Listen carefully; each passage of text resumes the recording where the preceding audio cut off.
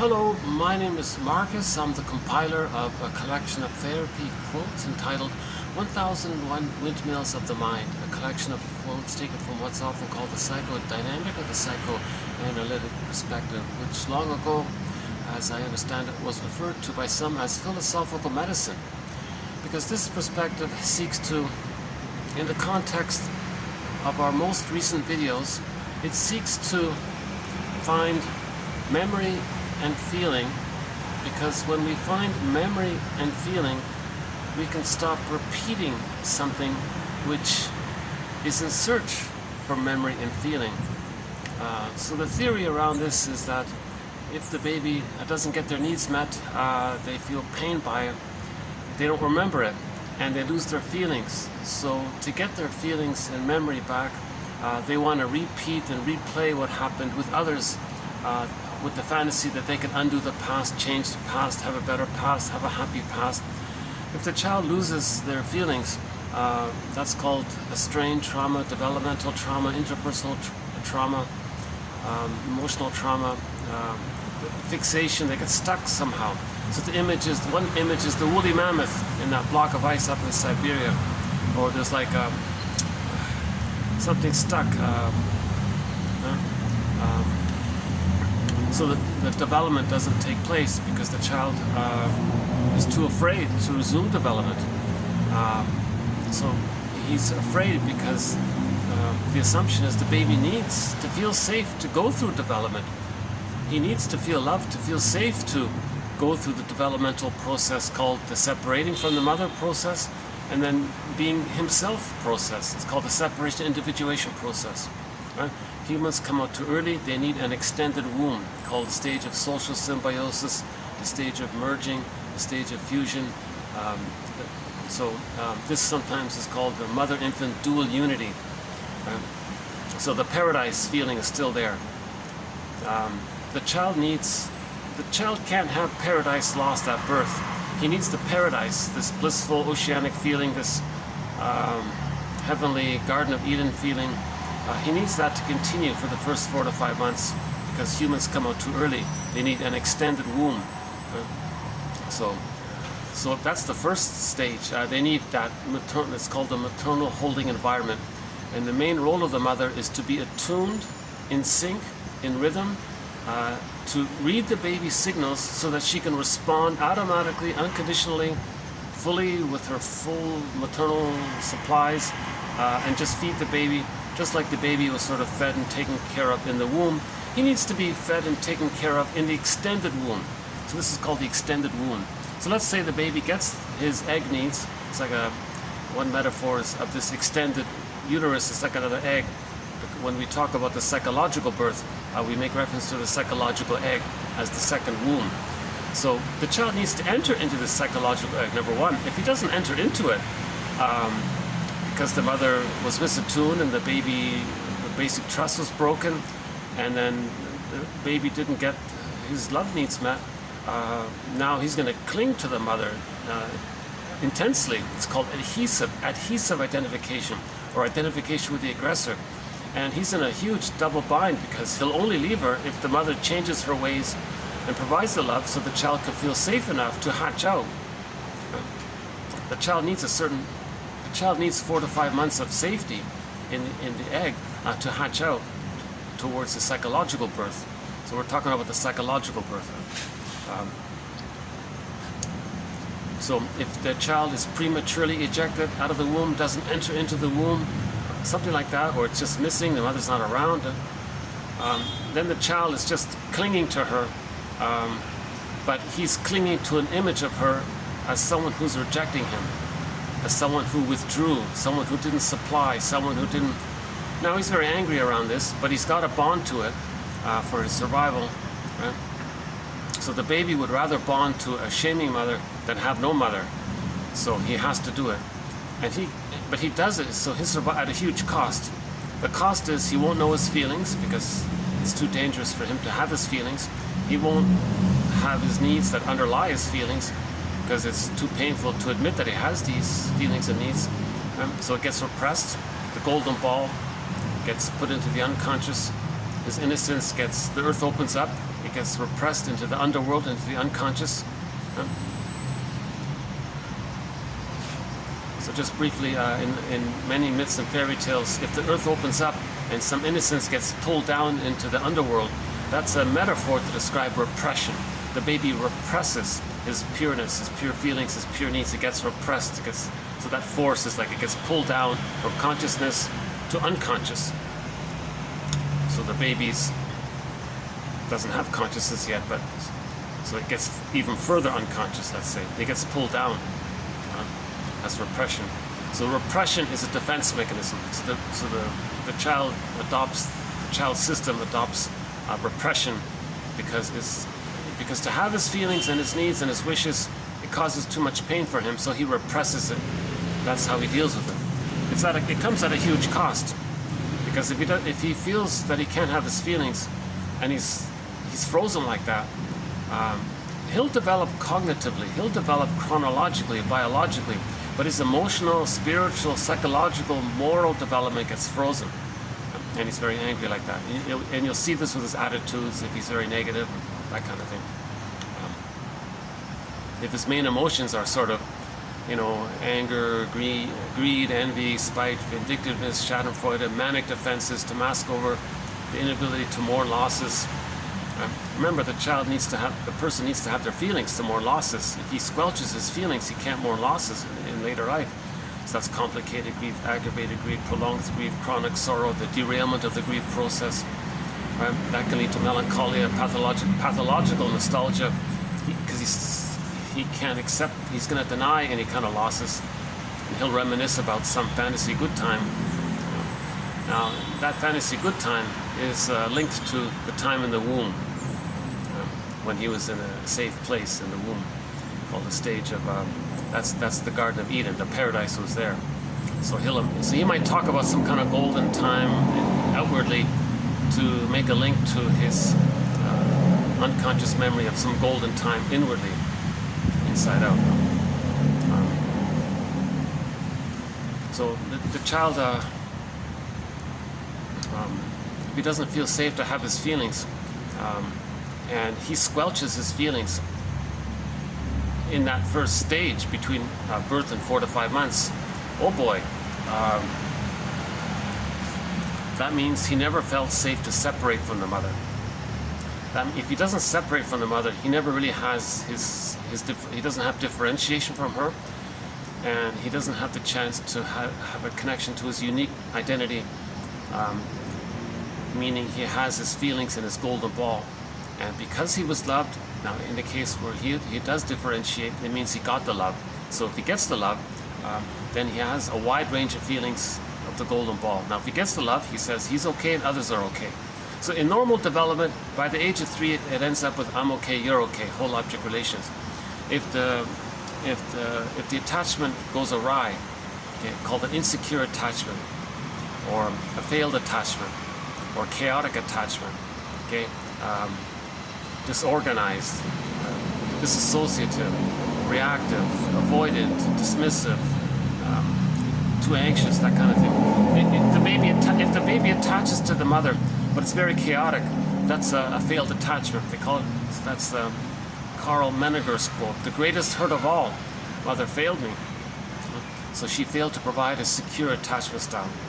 And like that book title, the child had to give himself up for the attachment. So there's a self-help book entitled, Do I Have to Give Up Me to Be Loved by You? So we can paraphrase that. The baby's saying, oh my God, do I have to give up me, mother, to have an attachment to you? Is that the deal we got to make here? So the baby must bond, and if that's the condition, it's a huge cost to himself. He'll lose his feelings, his ontological self, his psychological self, his feeling self, his developmental path. He won't differentiate. He won't have access to the real self, the capacities of the real self.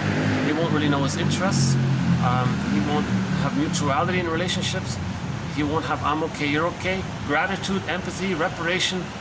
He won't have many of these things. So if he doesn't get a secure attachment style, in particular for the first 4 to 5 months, he's in a negative fusion with the mother, and he may become like the mother. So that's a trauma, developmental trauma. Now when there's trauma, the system seeks healing. So the theory is, around trauma, we have what's called repetition compulsion.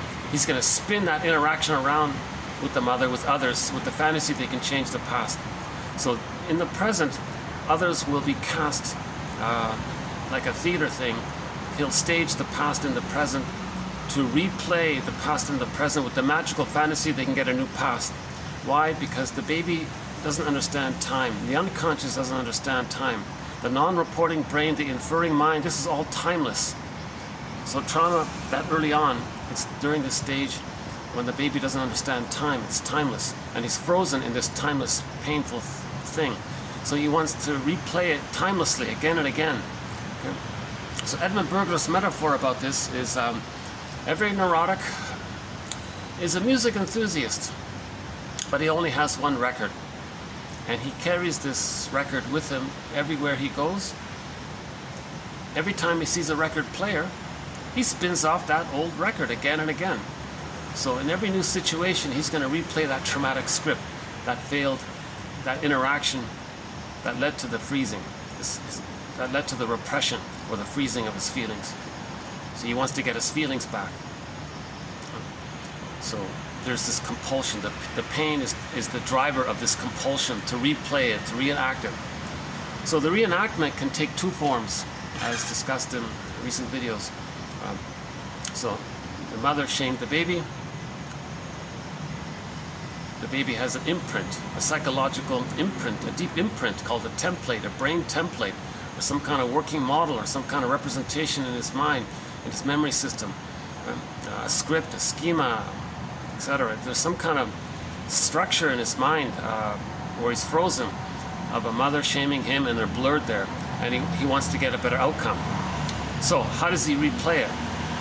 He'll choose others in the present and goad them to reject them. That means he's replaying how the mother rejected him. Now the fantasy is he's going to have a better past. It's not going to happen because there is time. But the unconscious doesn't understand time, and the unconscious is like a puppet master. It's driving us with the fantasy that it can change the past. Now, when we say the past, we understand that there's time, but the puppet master doesn't understand time. So they just want to change what happened. They want to undo what happened. They want to get a new past, a new occurrence for that event. They don't want that pain there. Nobody wants that kind of pain, right? So it's going to spin it around. So one way to spin it around is to find others who will resemble or who can be goaded into being shaming. So they may actually feel some kind of attraction to people who are kind of narcissistic or shaming, because that's going to replay what happened. Now the positive intention is for the person to see what happened. So if the person has a habit of choosing cold, rejecting people, they go, oh my God, why am I doing this? Is this for me? Is this somehow for me to know what happened to me in childhood? Was my mother like this?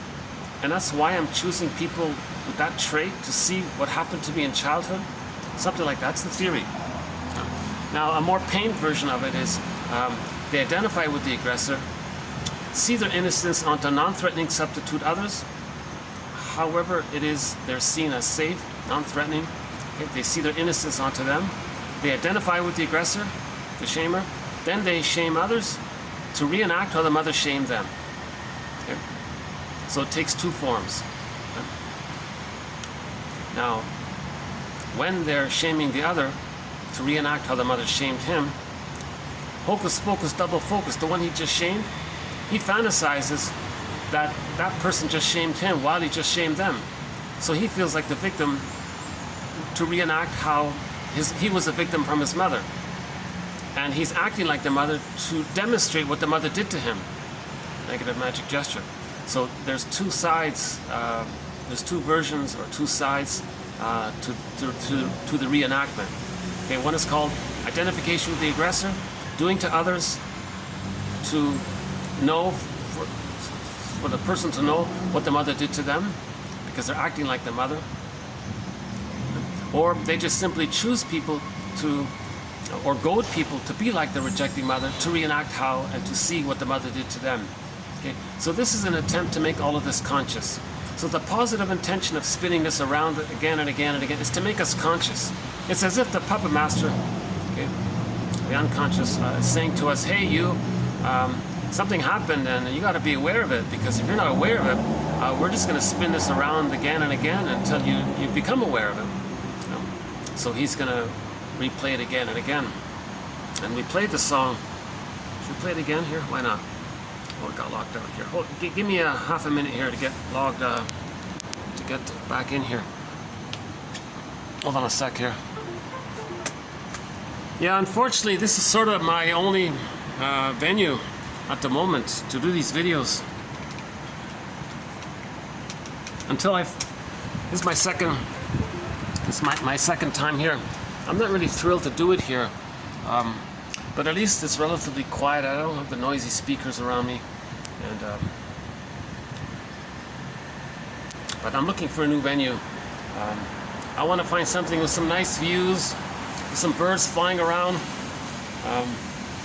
some sort of a little concrete jungle part here.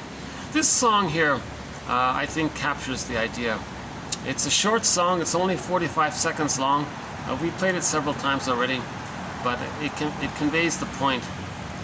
So I'm going to play you a song called "If You Won't Lead Me, I'll Find Somebody Who Will," by the singer Warren Zevon. Here it is here.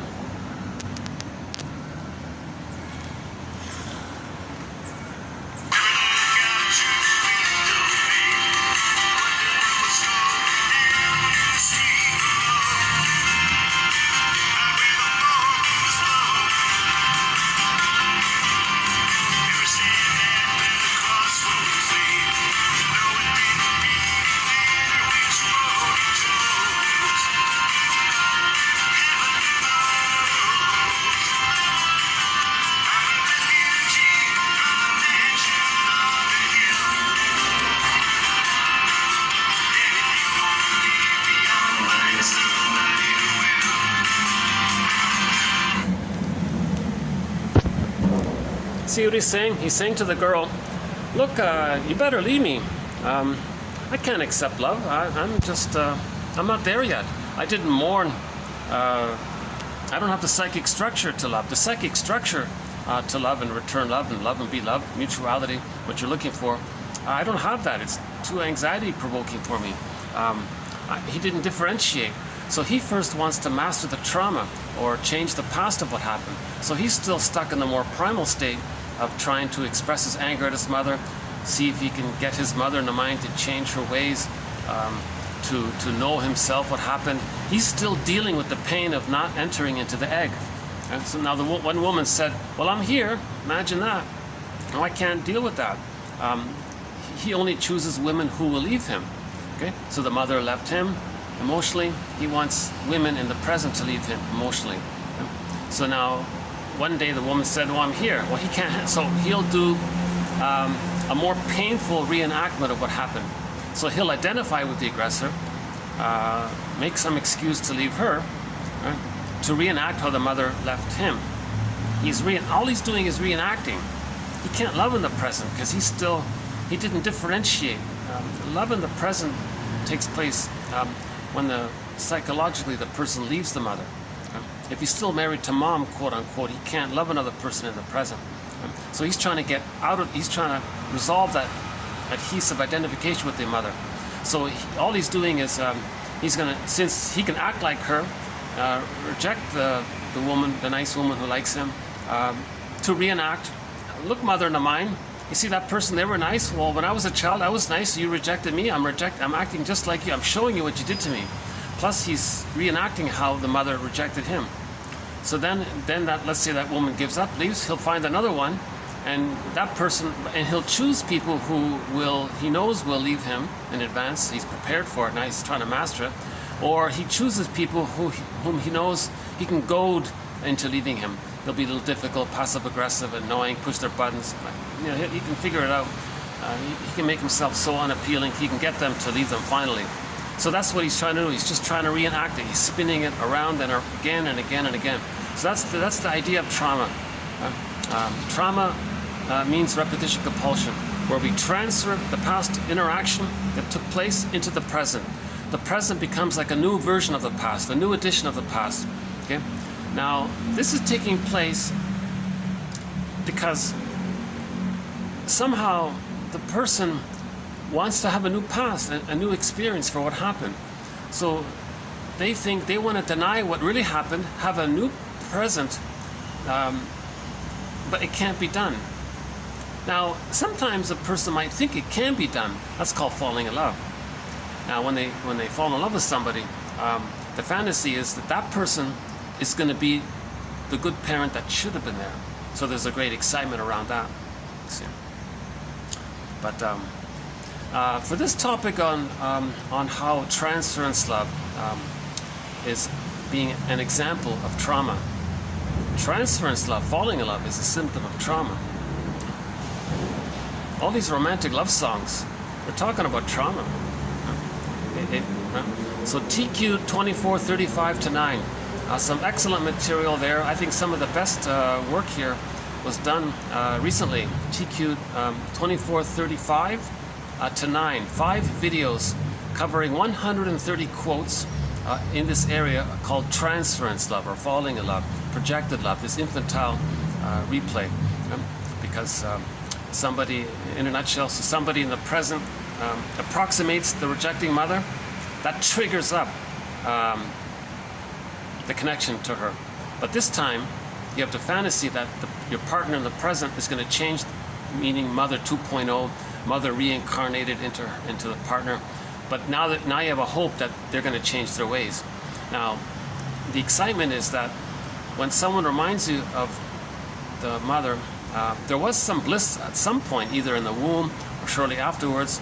So if a person in the present can somehow evoke that, then it's revived, it's relived. You got some of that blissful Garden of Eden feeling. Remember, the paradise was lost too early. So somebody in the present might evoke that old paradise. Now you're back.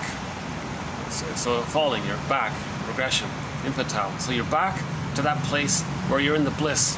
But now the fantasy is, number one, you're not going to get traumatized. You're going to get a better outcome. Number two, the person is going to be the partner that should have been, the parent that should have been there. Okay? That's the great excitement, because you now see the original parent into that person, and you think it's going to happen. Now you're going to get a good outcome, a happy outcome, a normal outcome, an outcome where he was loved and he got his needs met, an outcome where he can resume development, have his feelings, have his ontological self, have the capacity to love, feel warmth, empathy, gratitude, joy, interest. See, there's a great excitement to find himself, because when he falls in love, that partner is seen as the parent that should have been there. So this topic, we spent 10 hours on it. So again, 2435-9, I would say read those quotes. They're all posted below. If you click the More link or the See More link, they're all posted below in each video. Now, as a good follow-up, I think play the song What a Fool Believes by the Doobie Brothers. Play that a few times. Plus, I would say play the... there's a cover rendition of that song by a cover band named HSCC. They do a very good cover rendition of it. So play both to kind of get the feel for a full feel for it, and to really get the message. So in the song, What a Fool Believes, right? So he fell for this girl, and she represented what needed to be. That's the lyric. That she represented what needed to be. The girl said, "This is too much." She's walking out the door. The guy says, "Oh no, she'll be back," because he's invested in the fantasy. Yeah? What a fool believes. He was just deep in this trance-like fantasy. So remember, falling in love, bedazzled, spellbound, hypnotized, like a love trance. Some kind of, you're in that blissful feeling again. Right? So that's how the baby felt in the womb, or nursing for a period. Partly, right? He felt bedazzled, loves this heavenly Garden of Eden state.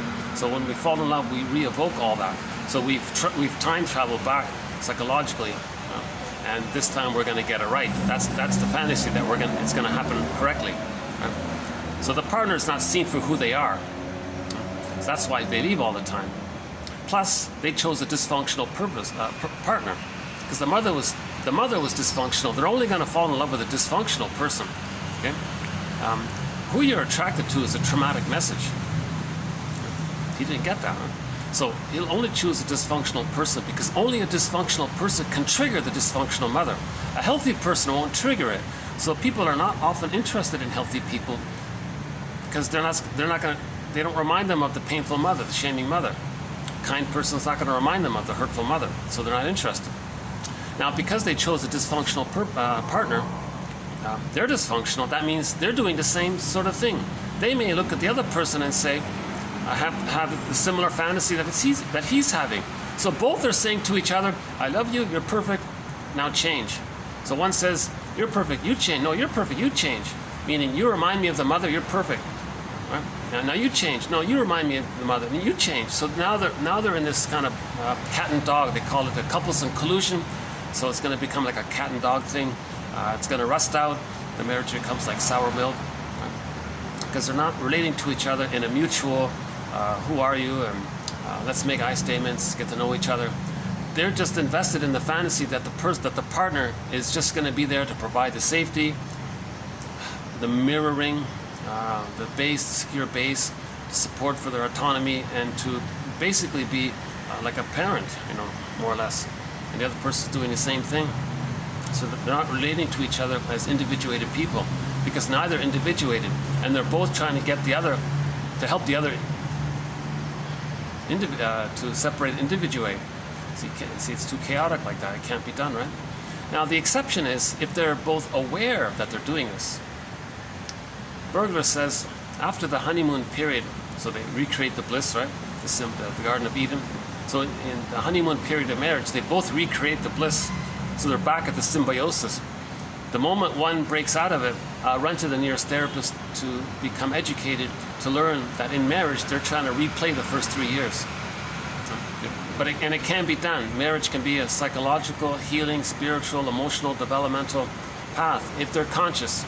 And one tool is to make I statements. They have to learn to make I statements again and again. They got to be committed, and they got to constantly be aware of what's going on. And they need support around this. So one of our threads is on how to make an I statement. One of them is TQ 2360 by Susan Campbell. That's a very good one. Let's play the song again, one more time.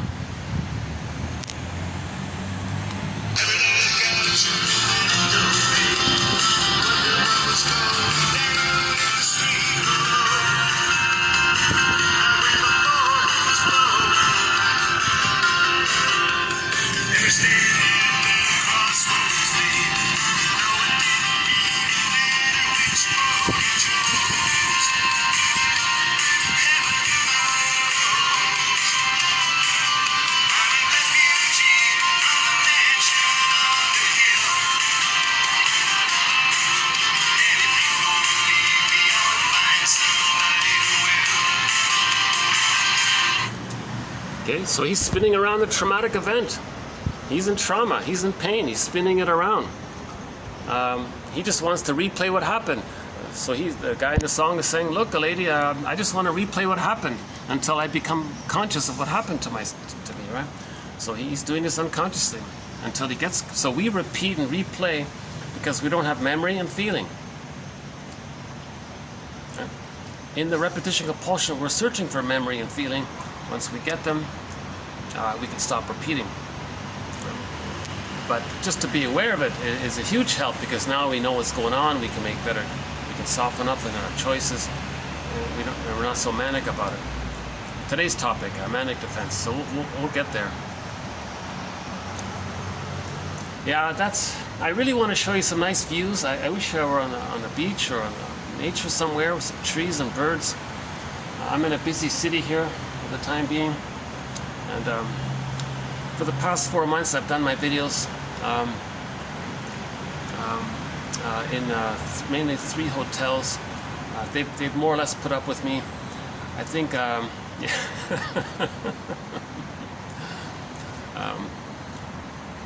I think in this particular spot at the moment, I'm I'm really not getting in anybody's ways, because this little outdoor area is just for the breakfast. It's only used for the breakfast buffet or something. So I'll just temporarily use this until I find something else. That nice pool. Okay. I did once have a nice spot by a pool while it was under construction, and I had the whole place to myself with lots of nice views, nice sofa and everything. Well, okay, we do have one tree here. So the only nature I have is that there's one tree there. Why don't we pay a visit to that one tree over there? Okay, so I'm not completely devoid of nature. Okay, I'll make that two. So we've got two trees there. I don't know if you can see them too well. So we've got one there and one there.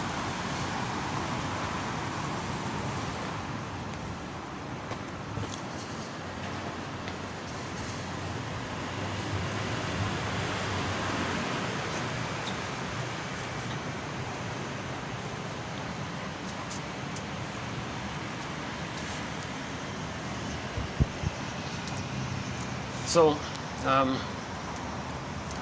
we're trying to heal repetition compulsion. The psychoanalytic perspective is in this area. It studies this issue of repetition compulsion, how we transfer the past, reenact it into the present so that we can become aware of what happened.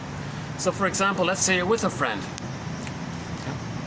and your friend had a very, I don't know, let's say the mother was very critical. So let's say your friend had a very critical mother, and your friend is sort of criticizing you all the time. And then you can go, okay, wait a minute. Is it possible that you might be reenacting what happened in childhood, whereby you're showing me what kind of mother you had, and you're hoping that maybe I can know how you felt with her? Because he's trying to replay it. He's reenacting it. So the friend becomes him. He is the shaming mother, and he's restaging it in the present. Okay. A recent example was the complaining mother. There was one mother that was always chronically complaining about things, and the child didn't know how to help her, how to save her. He felt helpless and powerless all the time. Mother would it's as if the mother wanted the child to save her or help her or do something. He was just a little kid. He couldn't do it because she complained. If you look up in our search engine here, the phrase began with chronic complaining, a recent video. So in other words, so let's say the friend had a mother who was a chronic complainer. So the friend identifies with the aggressor, and he's a complainer. So the friend can say, okay, I'm wondering, I'm kind of feeling, you're complaining now. I'm kind of feeling kind of helpless and powerless to what to do here. I'm wondering if you felt helpless and powerless in a childhood situation, and at the same time you're showing me what kind of mother you had by you imitating her. You're acting just like her, maybe. Oh my God, that's a reenactment. Yeah. So it can be done. We can make this stuff conscious. If they're in that mode, if they're in that spirit, I want to heal. I want to make this conscious. If they're not in that mode, if they're not in that spirit of healing, they'll just think you're criticizing him or what are you talking about? What's this psychobabble or something? So that's sort of a precondition that someone's interested in healing. Because if they're not interested in healing and you give a person feedback, very often they may think you're criticizing them.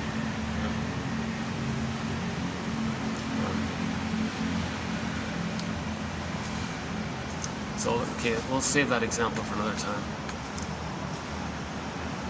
Okay.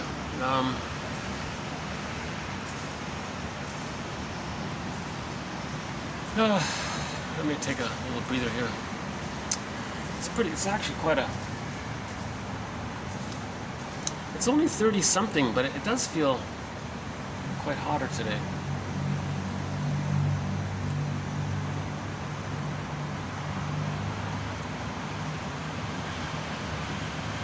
So we want to make the unconscious conscious. We don't want too much in the unconscious. So again, the unconscious is a term to describe the non-reporting brain. So our brain sends us information. If we get it, that's sort of our consciousness, our mind, our awareness, our ego, our conscious ego. And so when the brain tries to send us information, but for whatever reason we can't be conscious of it, that's called a non-reporting brain, or the unconscious. So when the earth opens up, something gets zoomed down, okay, it goes into the non-reporting brain, the part of the brain where it's stored, but it's not in our consciousness. It's unconscious, right? One metaphor for the unconscious is Robert Bly's metaphor of the bag that we drag behind us. He says, by the age of 5, so much of who we are, our feelings, our golden ball, our wide range of feelings, gets zoop, that gets, earth opens up, gets pulled down. Okay? Just like in the Disney movie Inside Out, joy and sadness got zooped into this other world. This zooping to this other world, that's called repression. In any motif in a myth or a fairy tale, when a child or a animal, or like in Iron John, it was the guy's dog there, or any kind of innocence, embodiment, aliveness, pureness, something decent, like something innocent, it gets pulled away. In the sci-fi, there was a sci-fi TV show I remember called The Room.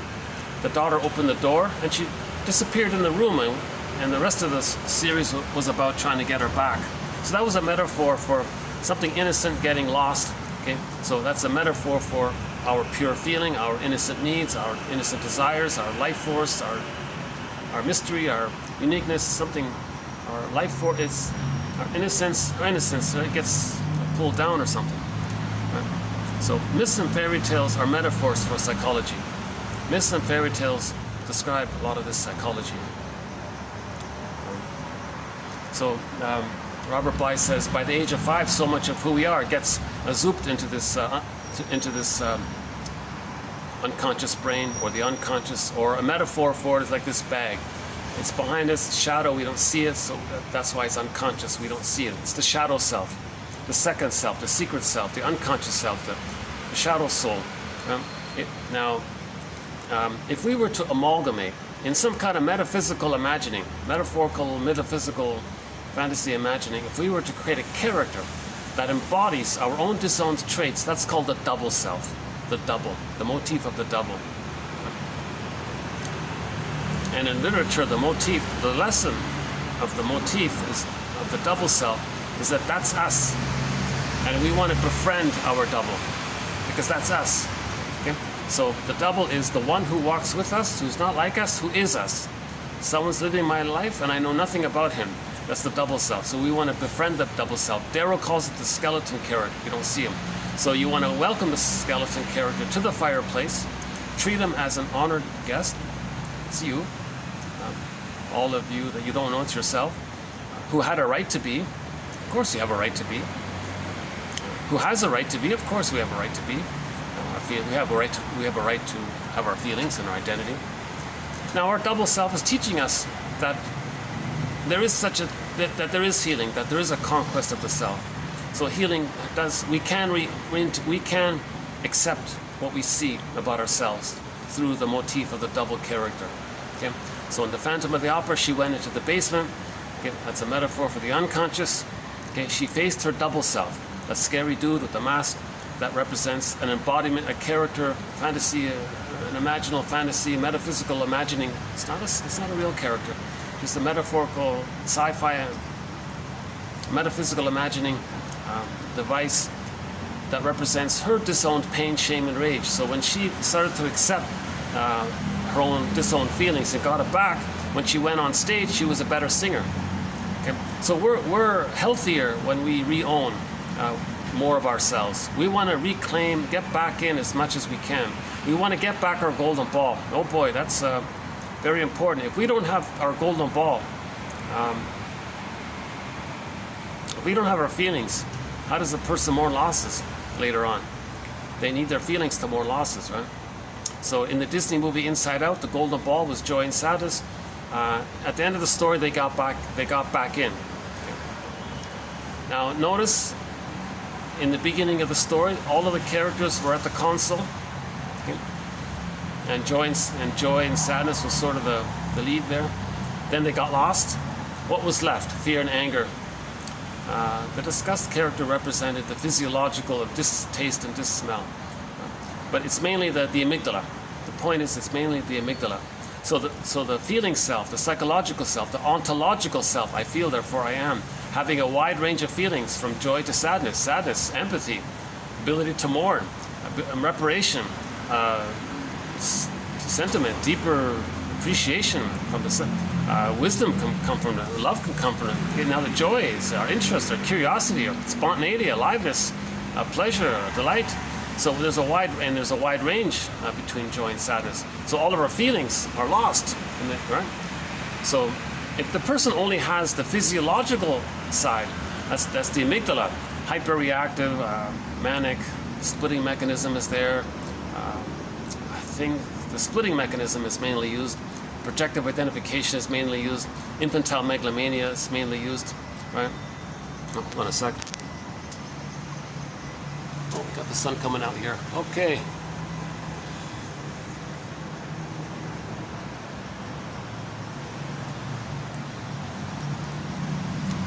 You might see me sweat a little bit. Sorry about that. But I want to get the quotes going. I want to keep getting these quotes out.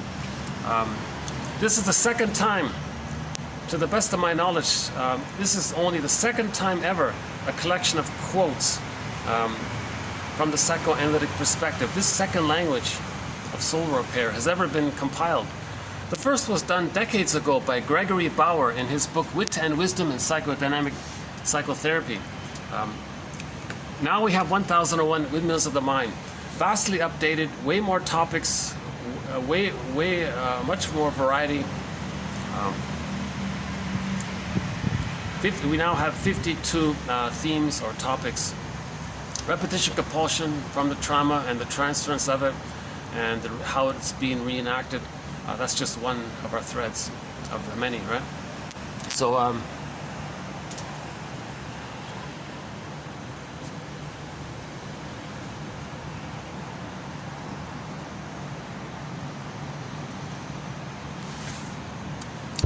yeah, I got a blue theme here today with the blue umbrellas,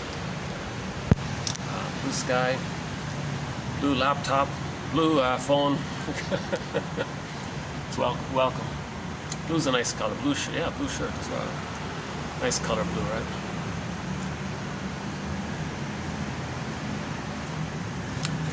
So yeah, some of our other topics or threads: emotional eating, the body somatization, psychosomatic symptoms. The body bears the burden. Every body tells a story.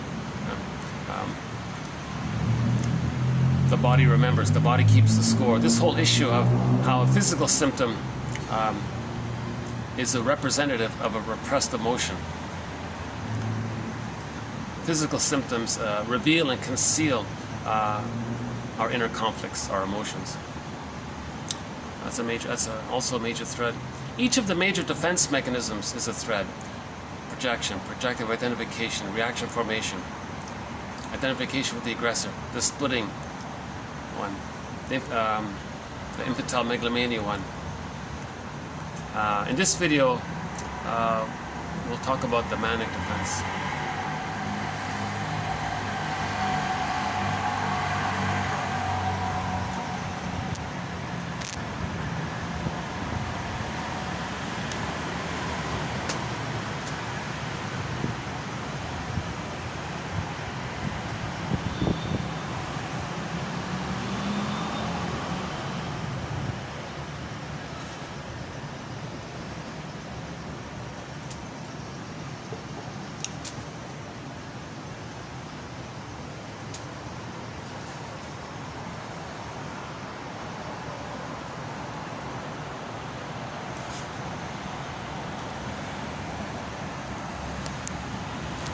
We have a thread on TV shows and movie quotes, which are psychoanalytically minded. For example, The Fugitive. In one of the episodes, the tagline was, "Richard Kimball is a fugitive from the justice he seeks." Okay? That's a metaphor for how the baby is an emotional fugitive from the just love that he's seeking. He's a fugitive. he thinks he committed some kind of crime. Okay, another thread, unconscious guilt, a major one there. So that's a key one, unconscious guilt. Oh boy. I won't get into it yet. In the last video, we touched on it a bit, and also the previous videos. It's hard to make reference to all of the threads in each video. I wish I could magically provide in 2 hours a complete package of the 5,000 plus quotes we have here and provide a nice little nutritious protein bar here that's really condensed and helpful. It's like I offer little fragments here and there. I can't cover the whole thing. I want to make reference to it, and I feel like I got to manage this material somehow. Okay, the manic defense.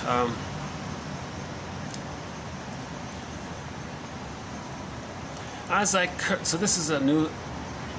I'm not sure if this is really going to be a threat or not, but sometimes people use this phrase, the manic defense. I kind of avoided it all along. In the last video, I sort of did like a preview of what I'm going to do here now.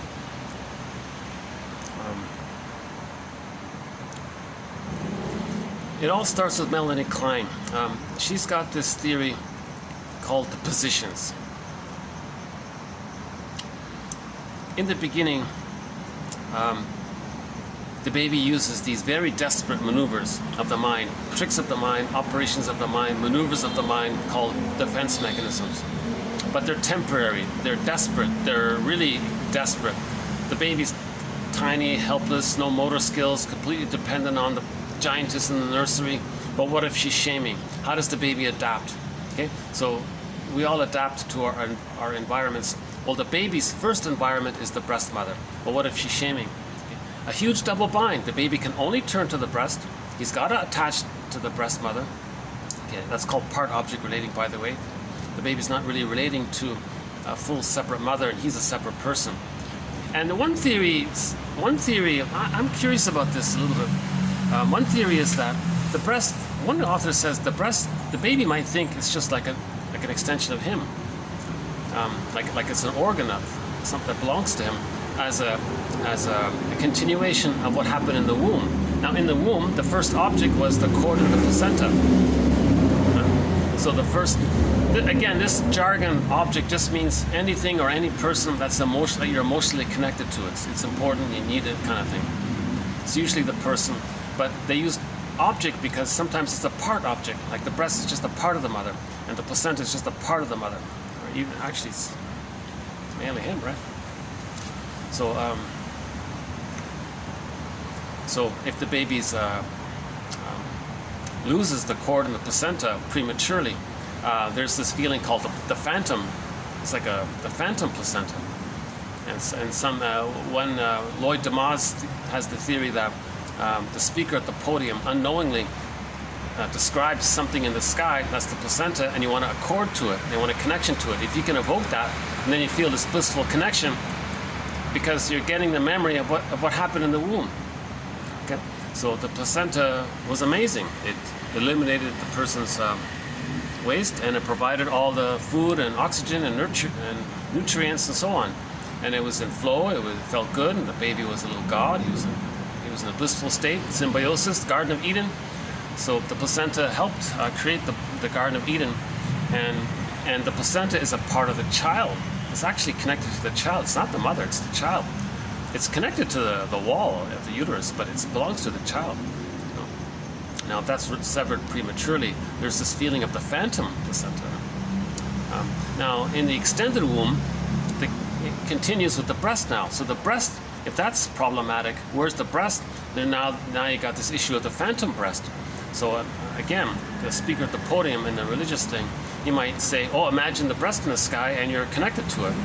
And then he uses poetic, hypnotic, emotional imagery to trigger the reunion with the breast, and hence creating the paradise feeling, the symbiosis. One author says they're basically describing both. So the gambit of religion. Another one of our threads, the psychoanalysis of religion. So one gambit is, imagine the placenta in the sky and a cord to it, and if you can describe the placenta, it accepts you and it takes care of you. It can handle you and it'll nurture you and provide oxygen and nutrients it'll feed you and help you to grow. It loves you. It's there for you. It's always reliable. It's always there. Omnipotent, powerful. It's really super duper kind of thing. Okay. Now at the same time, condensation.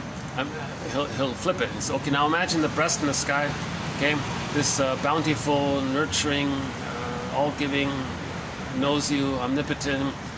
It's always there for you. And it goes on in such a manner. The gambit is, if he can keep on talking like this, a person may get a memory of when he had that.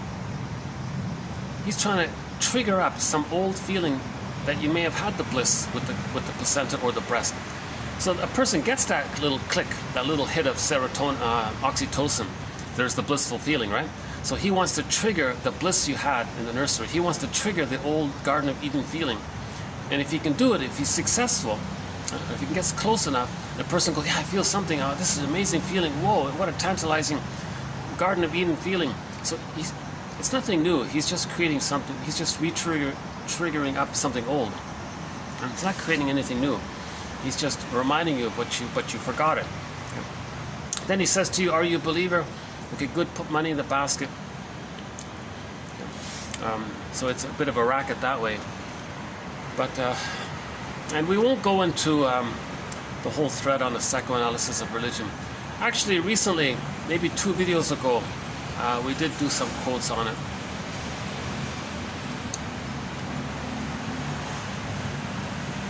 And the whole issue around how about the purpose of the true purpose of religion. It's not what you may think it is. So I won't redo it here. I think it takes at least an hour to cover that one to give it some kind of justice, that topic. And okay, so back to the metaphor. In the motif of religion, it's goddess and demon all the time. That's the splitting mechanism. So back to the manic defense. So it comes from Melanie Klein, one of our mentors. She talks about the positions. The first so-called mode of experiencing, or mode of operating, or mode of experiencing, or she calls it like a certain position. It's an umbrella term. It's called the paranoid schizoid position. So this is the earliest, most archaic, desperate time. It's just for the first few months. So that during that time, the baby's adapting in a very desperate way to a shaming mother. Okay? So again, how does the baby adapt to the painful mother? He double bind. He can only turn to her, but he's hurting him. But he has to turn to her, but she's hurting him. But he has to turn to him. He's at the double bind. How's he going to manage this pain? Oh boy. First, he'll create an image of the shaming mother, the breast, as a monster that wants to hurt him. How does he do it? He projects the rage that he can't accept at the shaming mother and says that the mother's shaming. His needs to take in, he says, no, the breast mother image entity, angry entity, wants to take him in. So that's how he's starting to deal with it. Okay, he's going to have some concept of it, but it's infused with the baby's feelings and needs, put outward onto it, because simultaneously he can't accept his feelings and needs. It's repressed, it's projected. So the baby says, I'm not enraged, the mother's enraged. Oh, I don't need anything, the mother needs me, I don't want to take it. Okay, we do that, right? When we're angry, we put it outward.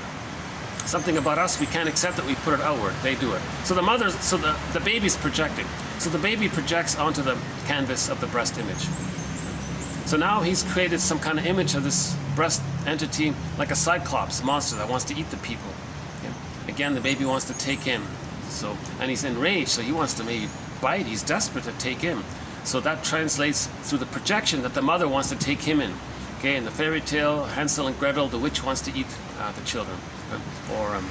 One book title is called So the Witch Won't Eat Me.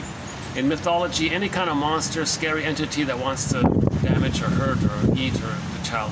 Okay, that's just a symbol or a metaphor to describe the baby's feelings and needs. Okay, it's not an actual thing. It's a metaphor. Okay, so the guy with the horns or the monster that wants to eat. Okay, that's just a metaphor, it's like a piece of artwork. It's a piece of artwork, okay? It's a piece of artwork to describe the baby's rage and his wish to take in. So you blend that in, you condense that, and you might have the guy with the horns image, right? It started off just with the breast, but the rage is, the baby can't feel the rage, he projects it onto the breast image.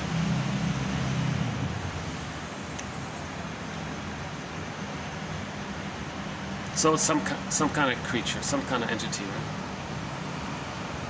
And it can take a variety of forms, not only in any myth or fairy tale, whatever is the dangerous creature, that's it there. It can take tens of thousands, millions, literally, it's endless variations of it.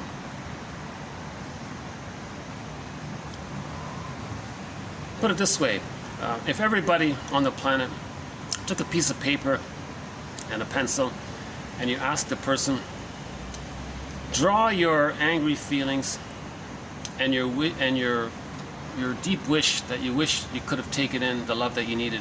At the same time, you're very angry. What kind of image would you create? That's it. There's your monster. So that's what the baby thinks in images and pictures, imagos, pictures. Okay, this is a pictorial world. It's called primary process thinking. Okay, in the unconscious, it's timeless. Primary process thinking, pictorial thinking, the main ones, right? Which myths and fairy tales are about. This inner world. We live in two worlds, right?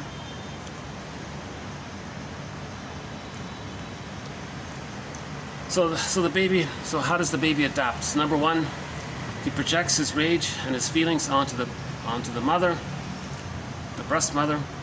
Now he has this image of it and he's bonded to it. He denies it all. It's true, but he denies it. Now how does he feed safely if he thinks he's bonding to a monster that wants to eat him? Once again, we're not describing the mother in such a way. That image of the monster that wants to eat the baby, that's just a symbol to describe the baby's rage and his needs to take him. It's his needs to take him. The mother doesn't want to take in the baby. No, of course not. The baby wants to take in mother's milk, the interaction with the mother, a warm relationship with the mother. He wants to sort of take in that memory of the good time with the mother. He wants to have that inward. He wants to be fed still, right? Like in the placenta, he was kind of fed. He was kind of taking in kind of thing. He wants the nurturance to take him, not only the physiological supplies, but the emotional, spiritual, loving vibes with the mother. He wants to kind of take in that kind of experience. So it's more in that kind of area, right? So that's flawed. So he says, no, the monster wants to take him in, that kind of thing. So the baby's managing somehow. So he creates an image, but it's distorted because he projects his feelings and wishes onto that image. Then he denies it. It's repressed. How does he feed safely? How does he just take in the milk? Let's say the bottle is being used. Very shaming experience. The baby expects the breast, the psychosomatic breast, because the nerve endings in the breast link in to the baby, and that allows the mother to pick up the baby's signals so she can be attuned. The baby expects that kind of rapport with the mother. What if the bottle is used? The baby's very angry. What's this thing? What's this plastic thing and the rubber nipple thing with this powder? What's this? There's no dialogue here. He's angry. And the mother might even put dip honey in the rubber. Oh, very shaming, because the honey just overstimulates the brain to trick him to trick the baby's brain to send the baby serotonin. A very shaming activity. The baby's meant to get serotonin from the safety of the interaction with the mother. He's not getting it. He's getting it synthetic. He's getting it synthetically. So let's say the mother is using a bottle, and he's very shamed and enraged by this monster, cold stone breast. Someone called it the Alex Steinmeier breast. This unfeeling stone breast kind of thing. Now it's a monster that wants to hurt, enraged monster, ice monster that wants to hurt him. Whatever it is. Huh? How does the baby? What is he going to do? How is he just going to accept even the powdered stuff if he thinks he's so? If he projects his rage onto the image that's doing this to him? Okay, enter the mechanism called splitting. It's a manic defense. It's a manic defense. It's a desperate mania. It's a hyperactive mania thing.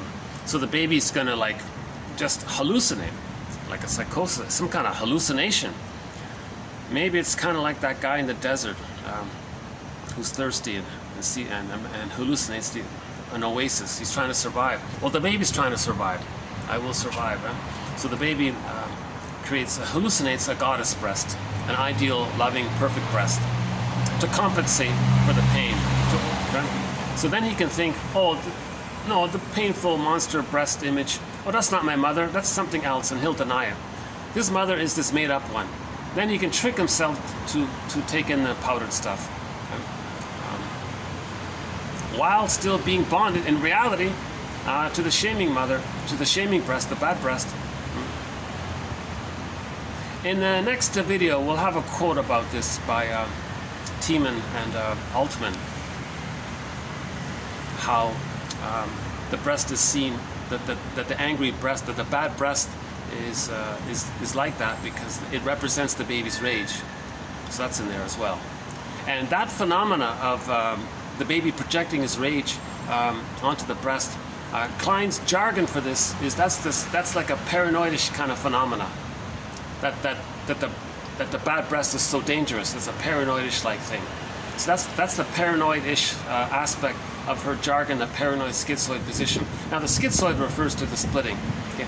So the baby's going to split. That's a kind of a unreal. It's unreal. It's detached. It's something like that. I'm not fully sure about the schizoid part. But the paranoid-ish like part, yeah, that sort of makes sense, right? The baby's rage, he puts it onto the breast and thinks that the breast is so dangerous. Now the baby was enraged, so he wants to take in, he was very angry, and he puts that onto the breast, and then he's saying, oh, the breast image, the bad breast is so enraged and dangerous. So that's the paranoid-ish like quality. It's not true, so he thinks it's so dangerous. So good breast, bad breast. The baby has the good breast, meaning the life-giving, nurturing side, and that's what he needs. And the bad breast is the one that wants to hurt him. But this hurting, again, it's a paranoid-ish because he projected his rage onto it. Okay, so that's the paranoid schizoid position. So splitting is the main feature of the paranoid schizoid position. Okay, so the splitting is considered one of the manic defenses embedded within this concept of the paranoid schizoid position. So there are manic defenses. So number one, the main one is splitting. Okay. Now remember that. Okay, another main one is that it's called grandiosity, or infantile megalomania, or taking refuge in the grandiose part self, or chasing, or neurotic pride, or chasing the ego ideal, or chasing the idealized self, the glorified self. Okay, it's this primary narcissism. Okay. So the theory is the baby thinks he's a little god.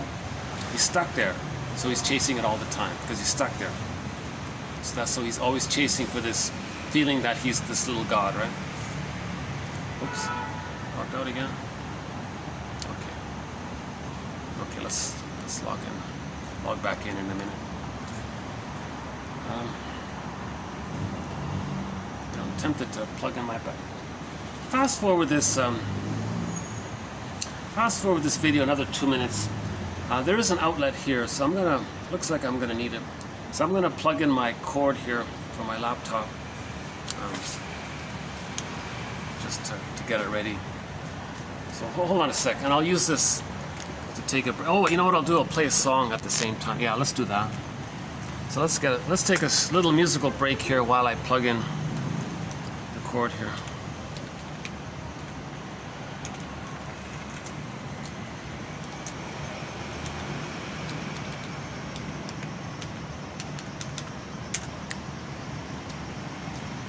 So let's okay,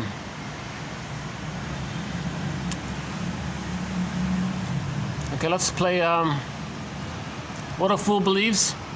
All right, I'm gonna play that one again. The Doobie Brothers.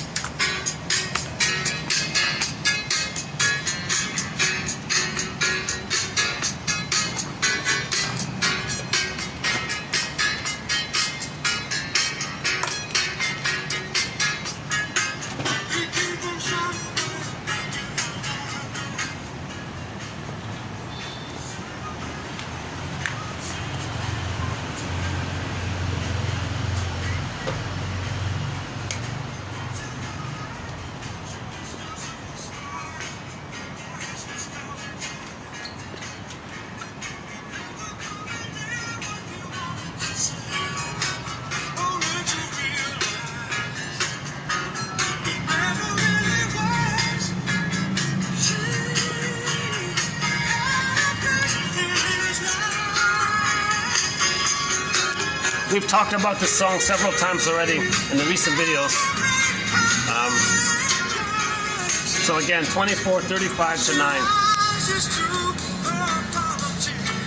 This is the part where she's leaving. But he says, no, she'll be back. He can't accept the loss. He can't accept the loss. The fool in this song can't accept the loss. So he has pathological nostalgia. No, she'll come back. I'll wait for her. And it doesn't matter if this guy has 10 PhDs on the wall. It's not about cognitive IQ. It's not about that.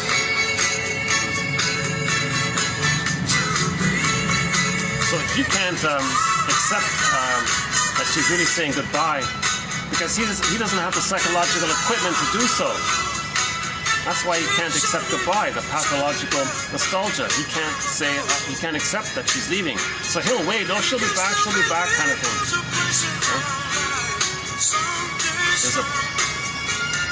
This woman has a place in my life. Someday she will return, someday, somehow. He can't mourn because he never got the love to differentiate, to then have the capacity to mourn. And that's why he's so attracted to her, because she's the promise of the mother that should have been there, that would give him the love to then be able to mourn losses. Okay, let's hit the pause button here. So we'll talk about that song another time again later. Geez, my battery's almost dead here. Look at that. I've got a half an hour here. So in half an hour I'm going to have to move to reach the chord there.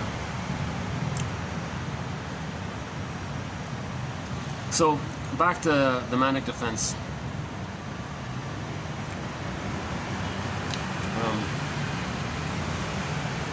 So the manic defense, according to Melanie Klein, is mainly in reference to the paranoid schizoid mode of experiencing. Okay, so the splitting, the megalomania. So cynicism gratifies infantile megalomania. So the person can be very cynical, very negative in their humor. That puts them puts them in the one-up. Identification with the aggressor is there. Protective identification, because remember the cycle didn't complete while nursing. Baby was distressed. The bottle didn't understand. There was no soothing from the mother. So it's blocked. That's a trauma. Later on, they replay that with others. They want to coax others to feel what they are feeling, with the fantasy that the person in the present can invent a time machine, take the tube back in the nursery. The other person morphs into the breast mother. The projector morphs into the baby in the nursery. Replay the scene. The person provides the breast instead of the bottle, gets it right, hop back in the machine, and the person has the wiring, and he can soothe himself. So ideally, originally, the mother soothes the baby. The wiring is laid down during that time. The brain is malleable in the first year. So the neural circuitry is being laid down based on the interaction with the mother. So baby's distressed, mother gets it, mother soothes, the baby is soothed by it. That wiring is laid, that memory, that deep memory is there. It becomes a part of him, really. Then he can soothe himself, kind of thing. If that didn't take place, if that's failed, later on, he wants to replay it by goading others to feel what he can't feel, but the cycle can't complete. That's all he can do. It's failed. Repetition compulsion, does it again and again and again. So that's part of the manic defense. So projective identification is also considered one of the manic defenses. Okay. Now the splitting, we can see this with prejudice, either or thinking. Okay. Now the reenactment. Okay. So the splitting means that they can see their wounded innocence onto other. They identify with the aggressor, shame the other, to reenact how the mother shamed them. So the innocent person is now being is prejudiced against, because the baby was prejudiced against by his mother. Okay, now because the person lost his feelings, he can't mourn losses. He can't see the two sides of the situation. He sees things in either or terms, all or nothing terms, all good, bad. Okay, the way the baby thinks, a good breast, bad breast. The baby can't handle that the mother is sometimes bad. The mother must be seen as all good. He can't deal with this confusion that the mother's loving and frustrating. he can't do it, so that's the splitting. So the splitting is still there. That's the manic quality. Projective identification, taking refuge in his old memory that he was a little god in the womb, and he's chasing that all the time. And in the pursuit of chasing it, he's going to shame others, think badly of others, so he can maintain the one-up position. Okay. Another aspect of it is that he wants to be controlling, because to not feel any kind of loss, because he can't mourn. Now, in anticipation that he might feel a loss, he'll do the sour grapes, contempt kind of thing. I didn't need you anyways, kind of thing. Now, part of the manipulation around this is yesterday's video called narcissistic giving, where he finds love-starved people, gives them a fake crumb, they bite it, then they have someone to shame. So the main emotions in the manic defense, in terms of the paranoid schizoid position from that place, is hate, greed, envy, grenvy. Now remember, it's part object relating. The breast wasn't there, it was flawed, right? The feeding experience was flawed. It's problematic there. He's frozen there. So he wants to replay it. So that's now you got the greed. So greed is a manic defense. So greed is you want to replay that interaction. So something out there that's material, something that's symbolic goodness, material, matter, money, it's all considered goodness, right? Because it can provide comfort and it can provide nurturance. Actually, somebody said in Latin, all of them share the same root word. Mother, money, matter, material, are all synonymous in the origin of the word. Something. So they're going to chase all these things. It's called greed. Now it's a compulsion, repetition compulsion. So greed comes from the repetition compulsion of the failed interaction of the nursing experience. So greed comes from the failed nursing experience, or the painful nursing experience, right? So everything out there is symbolic breast. They want to take it all in. It doesn't satiate because it's past that critical time. Plus, no material thing is the breast. Plus, the person isn't in the nursery. It's failed. It doesn't work. Repetition compulsion. Okay? So, greed is a mirror to see that the person is reenacting how he was poorly breastfed. Okay? So, greed comes from the failed breastfeeding, and it's manic. He's going to do it again. Repetition compulsion. You do it again and again. Okay? So. Lucy Holmes says they see the partner as a symbolic breast to be just to take it. And it's utilitarian. The breast is seen as a utilitarian thing. It's just a part object, right? So the baby felt shamed, he felt thingified. Okay? Then he sees others in an objectifying way. Are they useful? Fine. Are they not useful? Who cares? Then that's the bad breast. And the bad breast represents the memory of his rage. Now he thinks the thing that he's rejecting is enraging at him. So why would he care about someone in his fantasy is going to hurt him? It's all a mistake. That rage is his own rage projected onto the other. That internal, out, inside out. He's projecting what's in and out, you see? But he doesn't know that the thing that on the inside is embodied by his own rage. Put on, then he sees that image onto others and has this delusion, oh my God, this person is so harmful or something, or dangerous. That danger is a symbol for his own childhood rage. That's all it is, right? Wait a second. How are we doing here? Oh yeah! I don't know if you can see it there.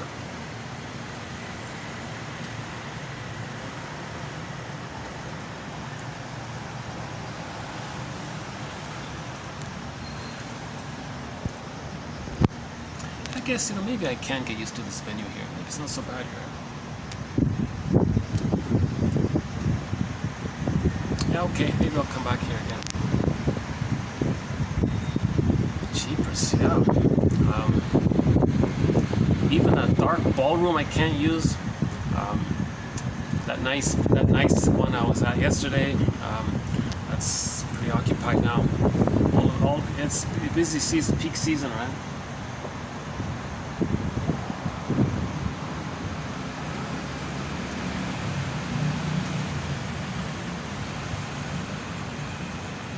Maybe I'll get lucky and find another nice venue somewhere.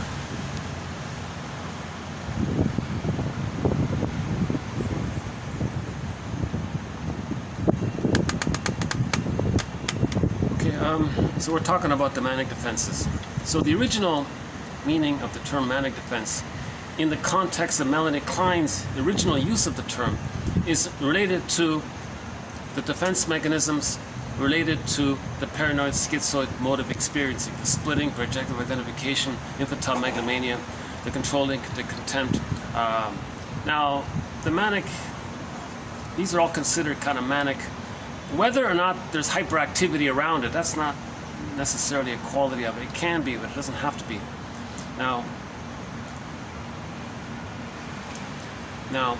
if a person has developed beyond the paranoid schizoid position into the depressive position, where they can see the two sides, empathy, love, gratitude, affection, but it's complicated, seeing the two sides, feeling bad, and it's ambivalence. Things are more realistic that way.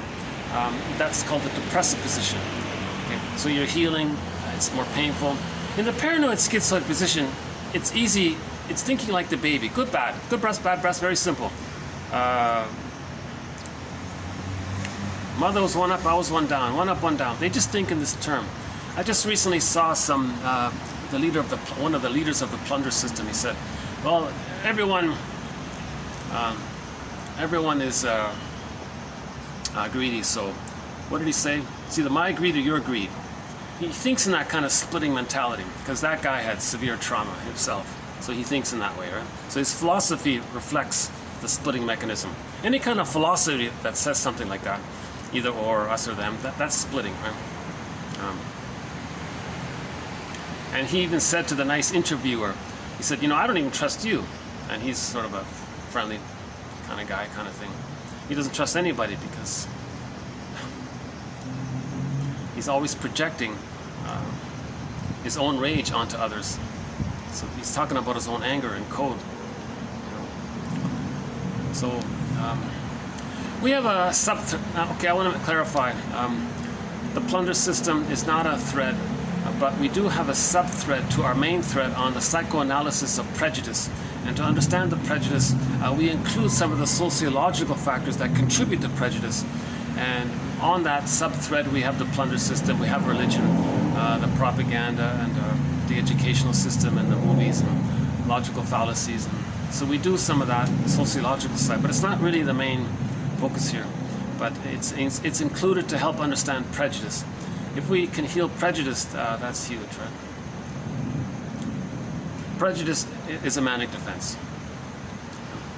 This extreme infantile reactivity, this extreme manic reactivity of the baby being shamed by his mother and the baby thinking he couldn't make it without his mother, so there's immense persecutory anxiety. So that's the manic part of it. Now, whenever a person does try to heal into the depressive position, if it's painful and they revert back, okay, then we say that the manic defense is used as a defense against healing, seeing the two sides, feeling, regret, apology, empathy, caring, mourning. So the manic defenses are defense against mourning, because the person can't mourn.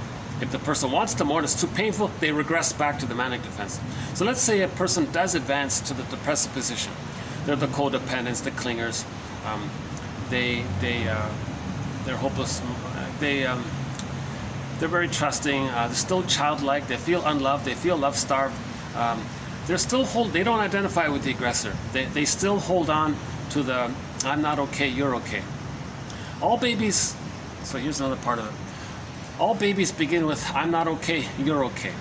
Okay? Why? The baby wasn't born with that. But if there's a problem at birth, and there's bound to be temporarily some disappointments, so at least in the beginning, the baby might think that there's something wrong with him. Why? Because the theory is, in the womb, he thinks it's just him.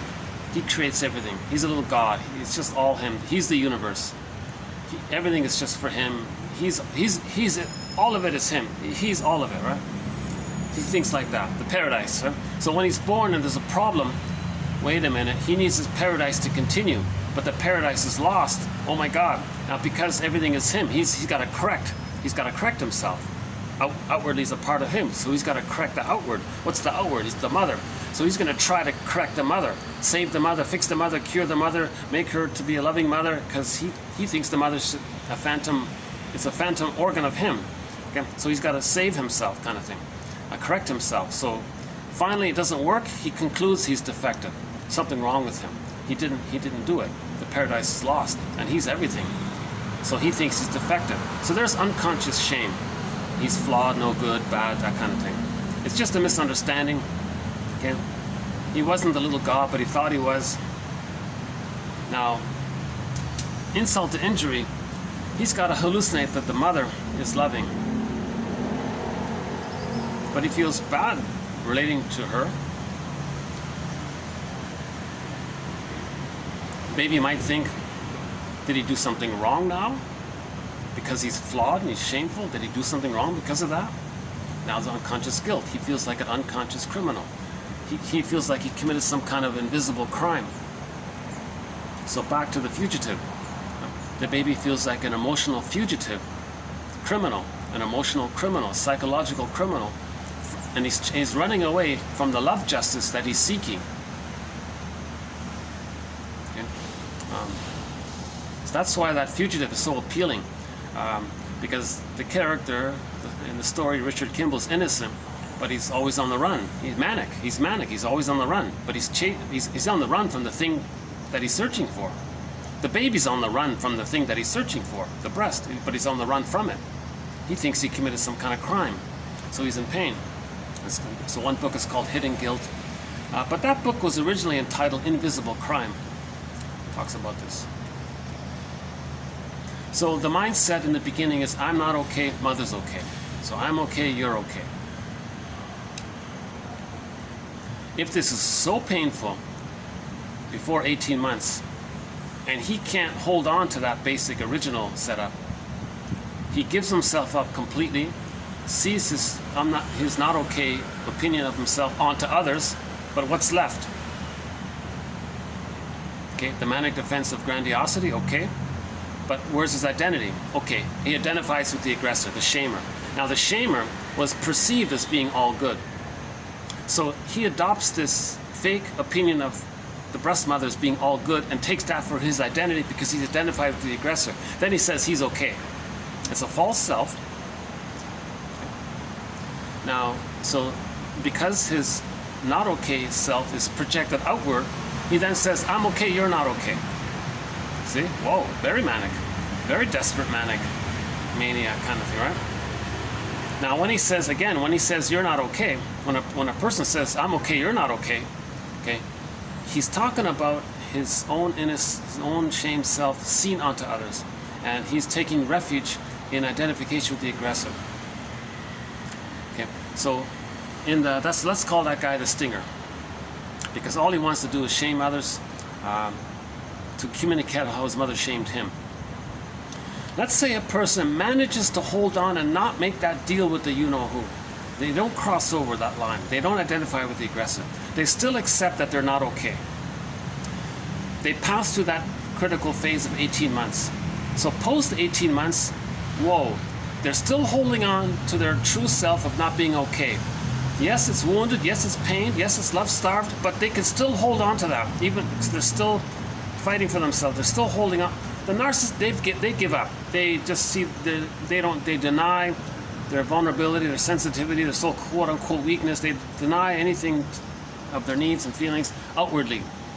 And that's why they say they hate weakness, they hate vulnerability outwardly. Okay, so that's a sign of the manic defense of identification with the aggressor. Okay.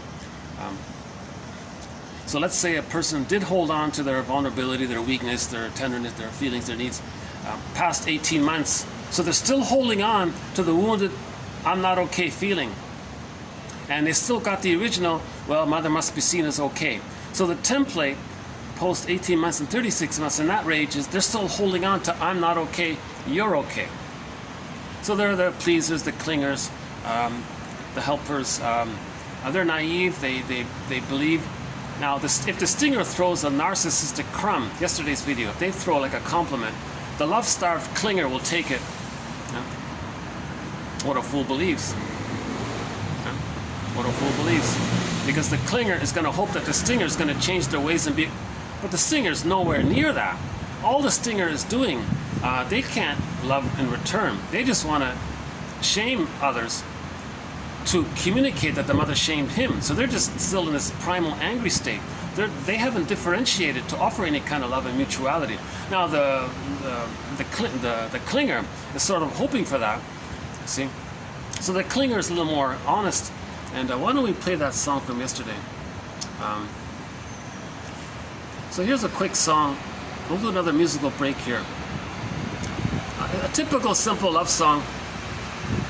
Okay, so the clinger says, "It started with a kiss and ended in a fight. I didn't see it coming. I must have been blind." Right? Love is blind, right? So let's talk about the clinger. The clinger is still hopeful. They're very hopeful.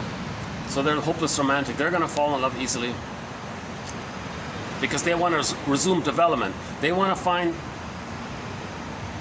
their parent again in the partner, but have the fantasy that the parent 2.0 infused in the fantasy within the partner. They want the partner to be the good parent that should have been. So there's their hopeless fool believes fantasy. So they give all their hope into that. Okay? Now they may do that with the stinger. The stinger's going, "I don't know what you're talking about, but I'm thrilled you're so naive and foolish." Now he takes that person and just shames them, stings them. Okay? Because he's trying to communicate and replay how the mother shamed him. Now him doing this is him maintaining the loyalty to the rejecting mother, him still trying to save the mother by being connected to her and being just like her. Okay?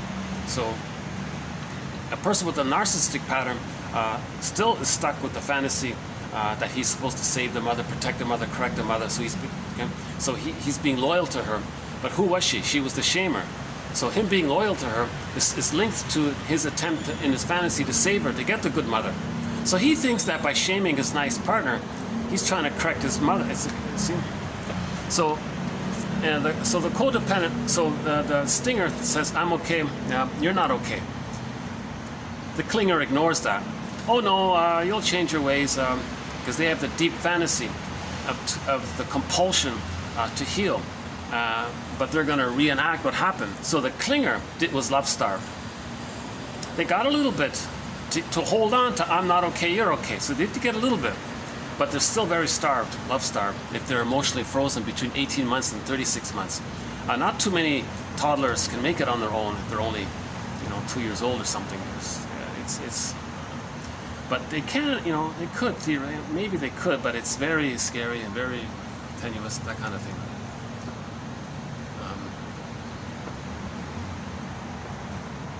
So this song sort of conveys this.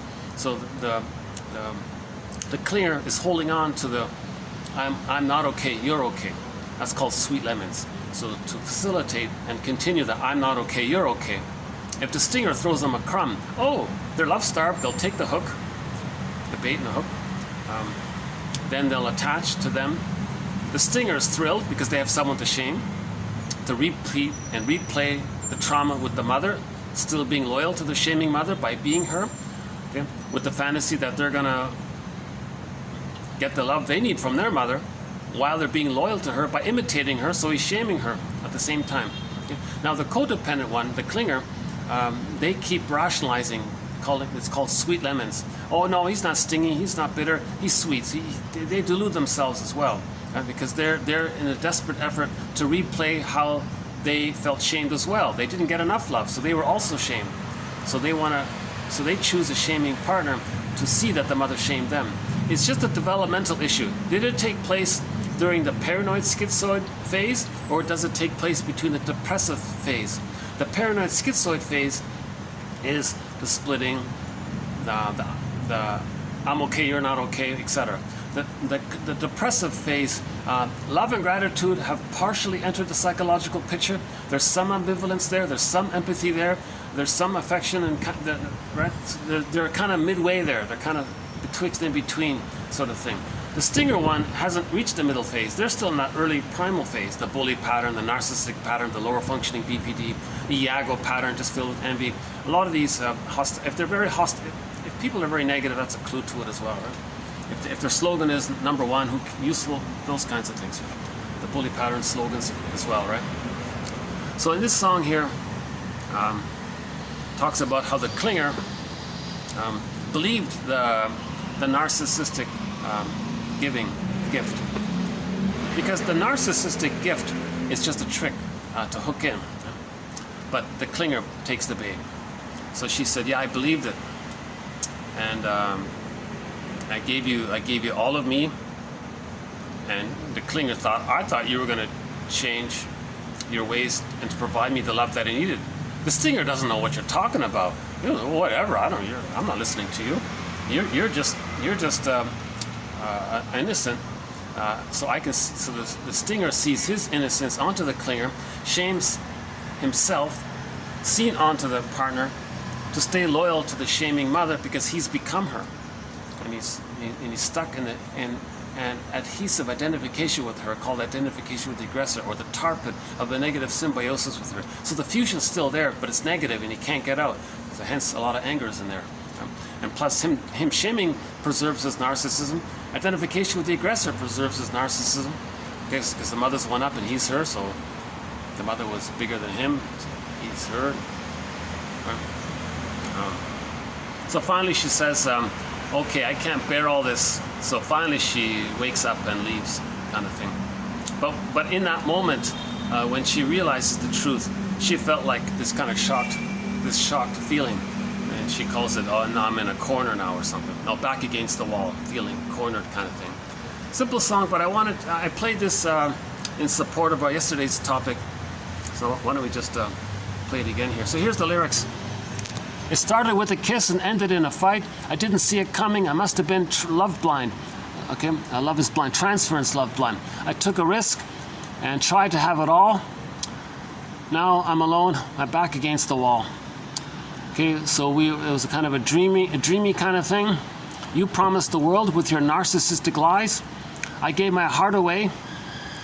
Yes, I had a great hope about it. But of course I'm disappointed. What a fool I was. What a fool believes. And now finally she cried too much. The pain was too much. She couldn't bear it anymore. Wake up call, so she left, kind of thing. So very classic, typical love song theme motive. So why don't we just spin it through here one time. The song is called "Back Against the Wall" by Anne Shell, one of our musical voices. Anne Shell.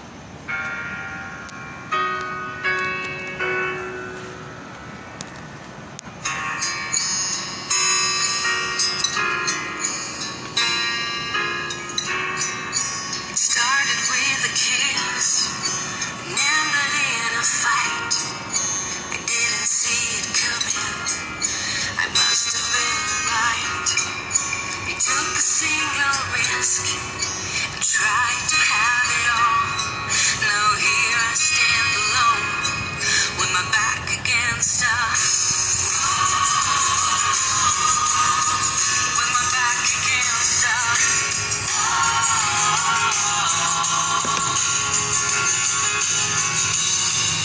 we lived a dreamer's life and stayed in bed all day.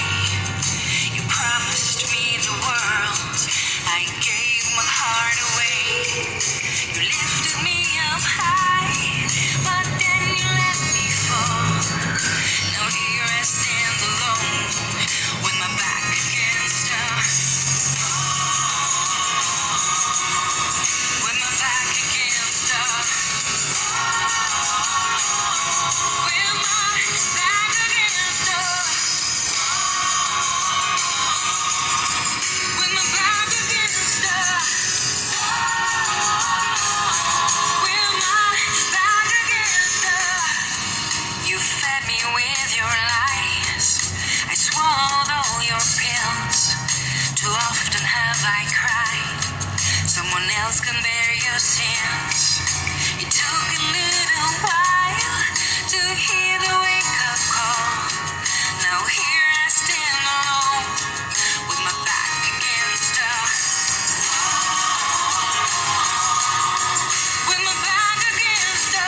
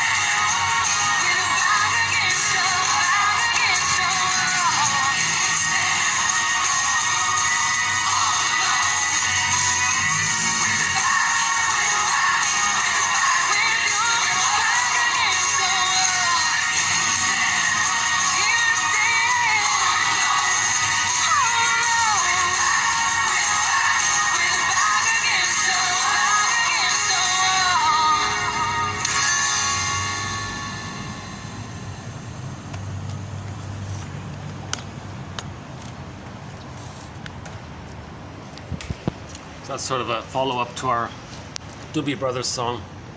So I had to move spots here so I can get the power cord here. Let's plug it. Maybe I can do it this way. Oh, maybe I can. Oh yeah, hold on a second. Let's do this again. How's that? Okay, a little bit better. Okay, I need the power here. I want to get started with today's quotes here.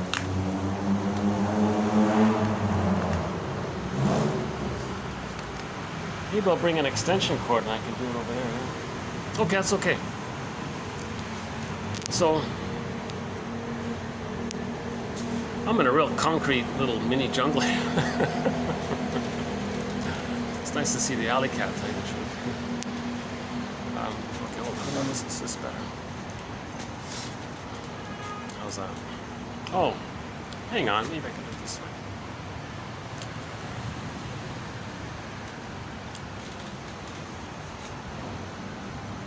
Wow. Okay. Yeah. Okay.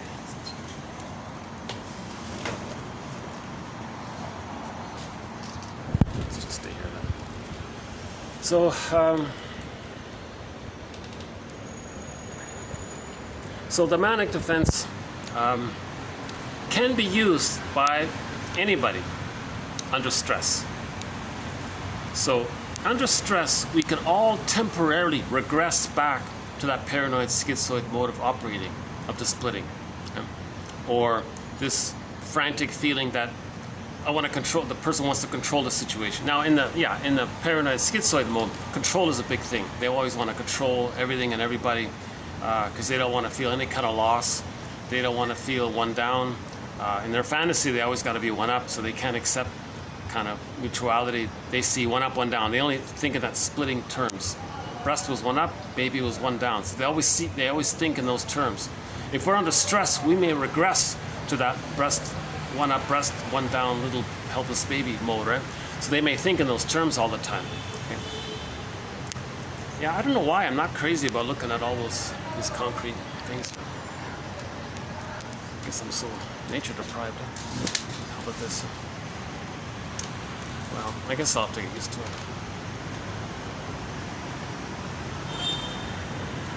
Okay, never mind. Okay, so let's, yeah, I wonder why do I feel unconsciously uncomfortable looking at all these kind of elements? What do you think about it now?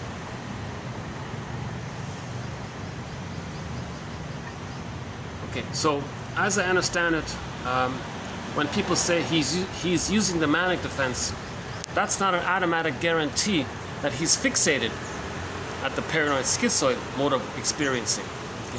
He may be in the depressive mode, or he may actually be in a healthy mode of I'm okay, you're okay. Okay. Now the evolution is I'm okay, you're okay. You see, the clinger is almost there at the I'm okay, you're okay, but the stinger, he gives up the truth of himself. So he lost himself. His wounded self is outward constantly. He's always got to see it outward. And his only identity is the false self of him being in the one-up position. So he's nowhere near to I'm okay, you're okay. The clinger is halfway there. The stinger has got a long way to go. So that's why in the Odyssey, it took 20 years to get there. So the midlife audit is often considered to take 20 years to get there.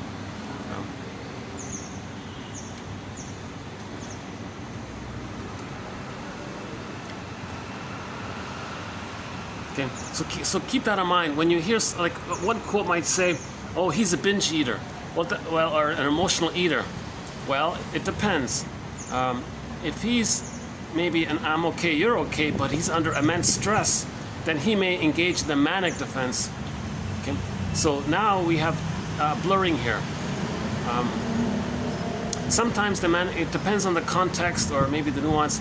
The manic defense, if it's related to as a defense against mourning, as a defense against healing, as a defense against feeling, as a defense against accepting any vulnerability about yourself, anything as a defense against gratitude, okay? They can't feel gratitude. A defense against intimacy. A defense against intimacy, of course. Narcissism, of course, is a manic defense. The bully pattern is the manic defense. Iago, filled with envy, okay, that's the manic defense. So a lot of these personality structures the whole personality is structured. It's like a structural manic defense. The whole personality is a one giant manic defense kind of thing, right? But others can use the manic defense under stress. Okay, so keep that in mind with these quotes here. So why don't we just begin here? So this is TQ 2476, part 1 of 2. So we're going to do 2 videos on the manic defense. So we're going to read here 24 short sentences related to it, and likewise we'll do the same thing tomorrow. So we'll have about 50 short quotes about it, and hopefully by the end of tomorrow's video we'll have a better sense of it. Again, this is a new sort of area, so we'll update this as we understand it. Maybe as we read this we can get some of these updates now. So let's begin here. So Melanie Klein, okay, one of our mentors, Melanie Klein. Oh my God, I consider her the true founder of object relations theory. Oh my God, Melanie Klein. Fairbairn helps. Margaret Mahler helps with her developmental theory. Masterson brings it all together in his approach called developmental object relations theory. And that's sort of a core of 1001 Windmills of the Mind. Masterson's work, which synthesizes the work of Mahler, Klein, and Fairbairn. Plus we have the work of Edmund Bergler and Karen Horney. So those are sort of the main areas here. But we've got other material as well. Okay, Melanie Klein, 1935-1940, states that mania consists, or constitutes a specific defensive position that works against the aims of the depressive position. So the aims of the depressive position is healing. The depressive position, despite how it sounds, doesn't mean depression. It means you feel badly.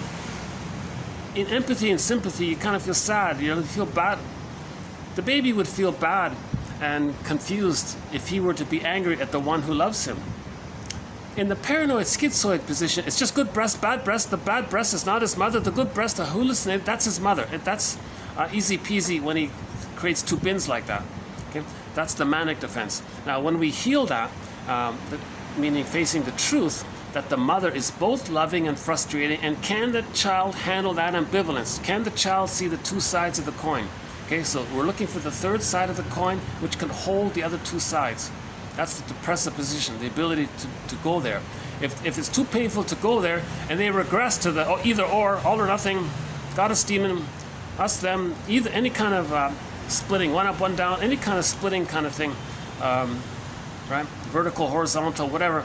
That's the manic defense. So the manic defense is a defense against moving towards the healing area of letting feelings enter into the psychological picture, letting acceptance of the painful truth enter into the psychological picture, letting acceptance of the fact that the mother failed us, that there was an insecure attachment style, letting acceptance that the parents couldn't do it all, they didn't know it all, they did what they could have if they would have if they could have, letting acceptance of some of this into the psychological picture, right? Letting acceptance that the person feels that something's missing.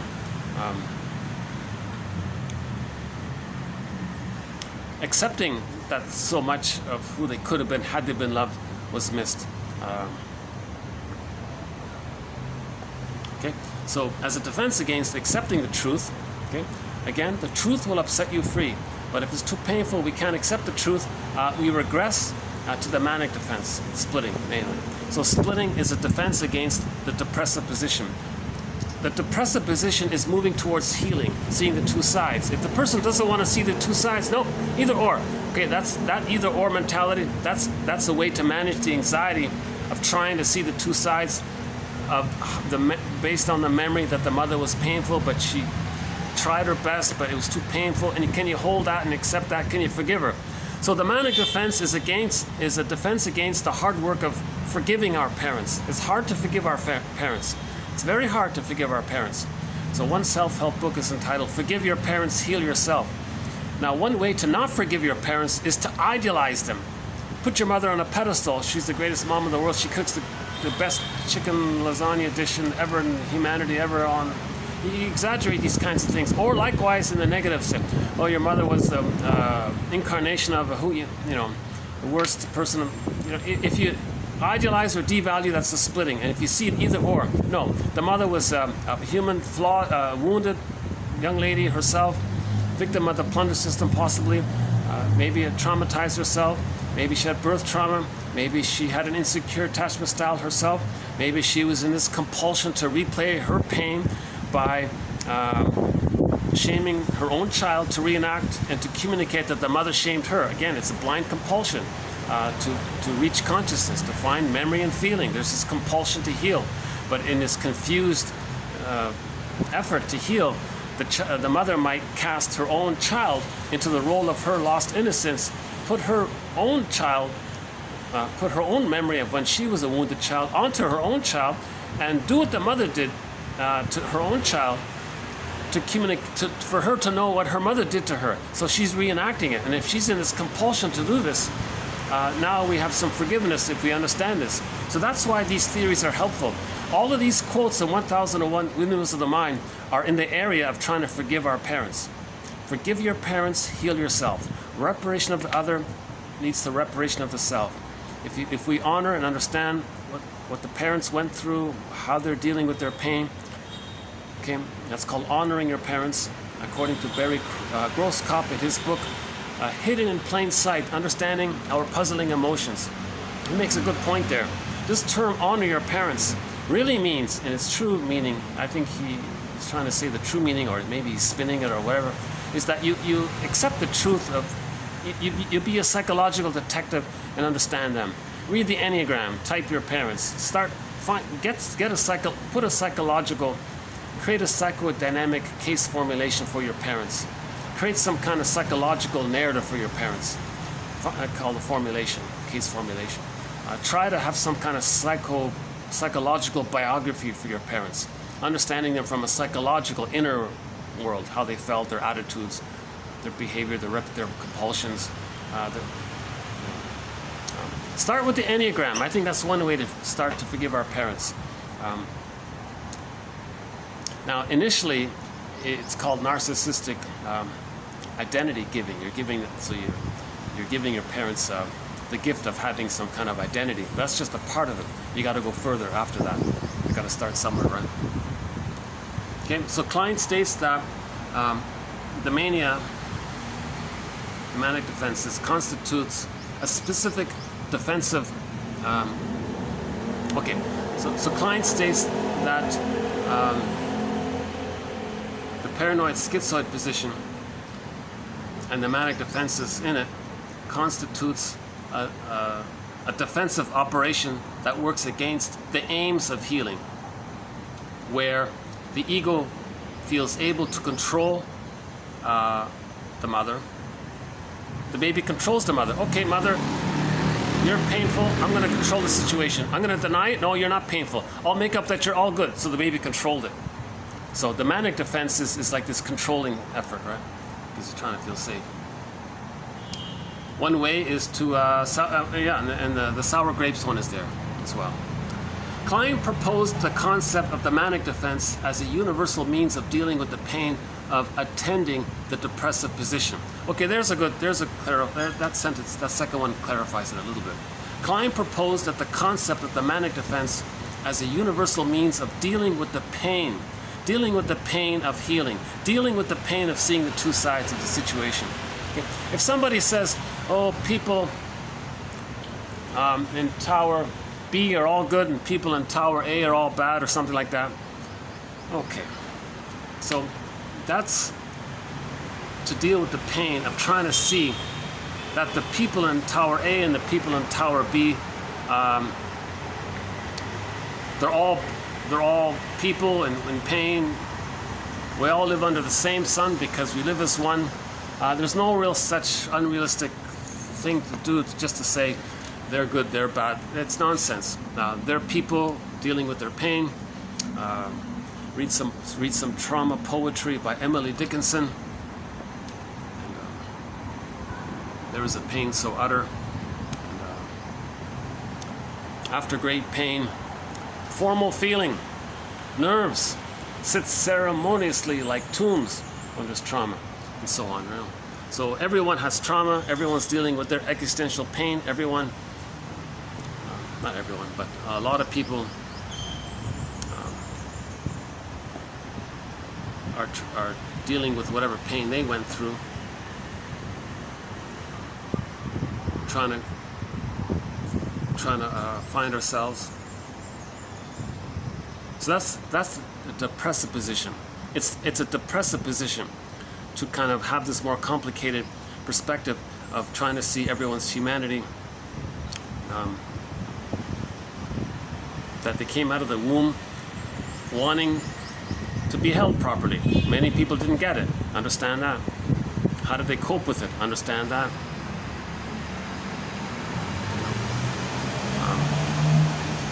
If there's trauma, people repeat. Understand that. How are they repeating? Did they identify with the aggressor? Or do they just replay directly what happened to them by choosing aggressors to see that the mother was aggressive towards them? So just look in this more complicated way, right? So see the humanity in each person. That's the depressive position. If somebody doesn't want to do that because it's a lot of work, then, oh no, people in Tower A are all good and people in Tower B are all bad. Or whatever it is. Manic defense is a desperate effort to leap over the painful mourning process. Oh yeah, so in the depressive position, that's the mourning process. Because in the process of forgiving your parents, you're mourning because you're seeing the truth. When you see the truth, you're going to be sad about things. Now, as you're sad, joy and sadness come back on the console. Okay? So that's the mourning process. So all therapy is about mourning. When we mourn, we lift the anchor on the arrested development and resume development. So in order to resume development and to grow up, and to, right, we got to lift the anchor. But to lift the anchor, we got to mourn. So part of the mourning is to see the humanity of everybody, to see the humanity of your parents and all people. Okay? So if that's too much work, this inner work is too bothersome, because because healing triggers the truth that when the person was a baby, they had pure feelings. But if those pure feelings got squelched, you see, then later on, wanting to heal triggers the original squelched feeling. We call it abandonment depression. So if somebody says, I don't want to heal, that's a clue that when they were a baby, they had a pure feeling and it got squelched. You see? So now they have knowledge. Now they can know, okay, oh, that's what that is. Healing reminds me of the pain of having my feelings. Okay? So Masterson's axiom, one of our mentors, James F. Masterson, self-activation triggers abandonment depression, which leads to defense. So if somebody's trying to heal and mourn, that's self-activation. But that's going to bring up the original pain that the person felt as a child. And in general, when we feel much anxiety, we binge eat or do the manic defense.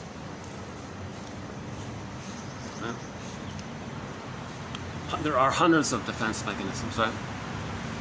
Among many other things, narcissism results from the incapacity to grieve and tolerate loss, because narcissistic fantasies entail a fantasy of omnipotence and the denial of loss. In Kleinian terms, the manic defense. Okay, so the narcissistic pattern, the whole pattern is as one long lifestyle manic defense. The whole lifestyle is a manic defense. Somebody who's endlessly shaming, endlessly prejudiced, that's a structural kind of thing, personality structural thing. So that's more work for them. And if they're going to face the truth, and it's painful, they'll just be cynical. Oh, what's all this psychobabble? What's all this? Grow up. Don't feel. I don't like weakness. So what are you talking? So they're gonna. That's a defense mechanism. This shaming, this contempt for anything vulnerable, anything related to feelings. Get over it. A lot of these slogans, get over it's a good example. Huh? We played that song once, Get Over It. That's a very shaming song. He said, I want to find your little inner child and kick it, you know. What an abusive. So that's a sign the person was abused. So the character in the song was abused.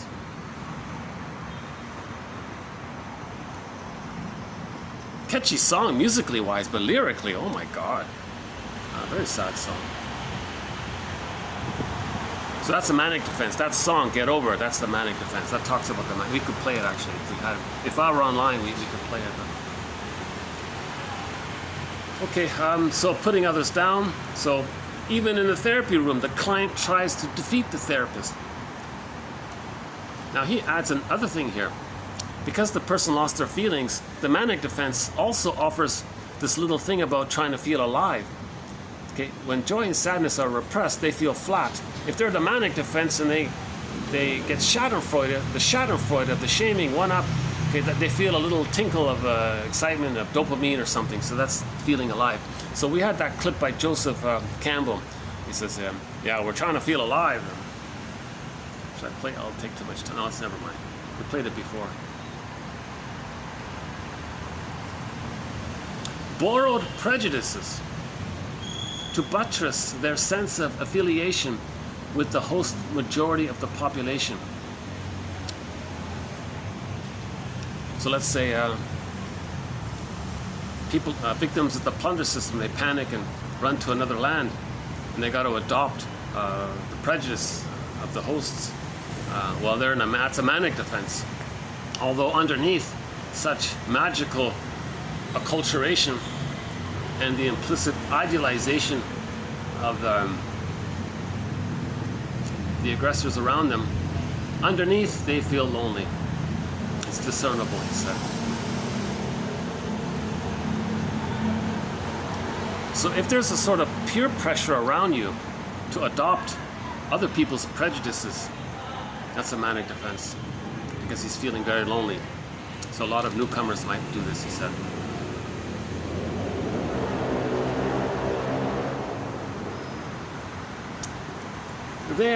There are ways of conceptualizing the client's changes psychoanalytically. We could say that he developed ego structure and achieved the capacity to delay gratification. So he could soothe himself, that's healing. He differentiated. He moved from the paranoid position to the depressive position, that's healing. Disassociation, he healed his disassociation. Now he can experience more of his inner life. He can accept more of his inner life. He's not just daydreaming all the time.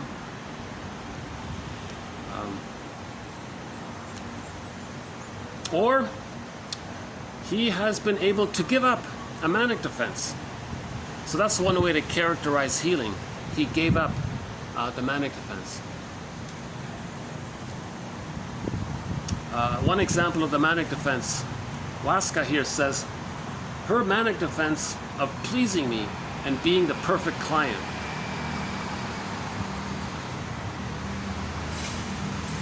Now, here's a good example. Maybe the client is a codependent clinger, and she's under stress, so she wants to be a good client, a perfect client, to win the therapist's love and approval. So she's doing something manic behavior, but her structure is in the depressive position.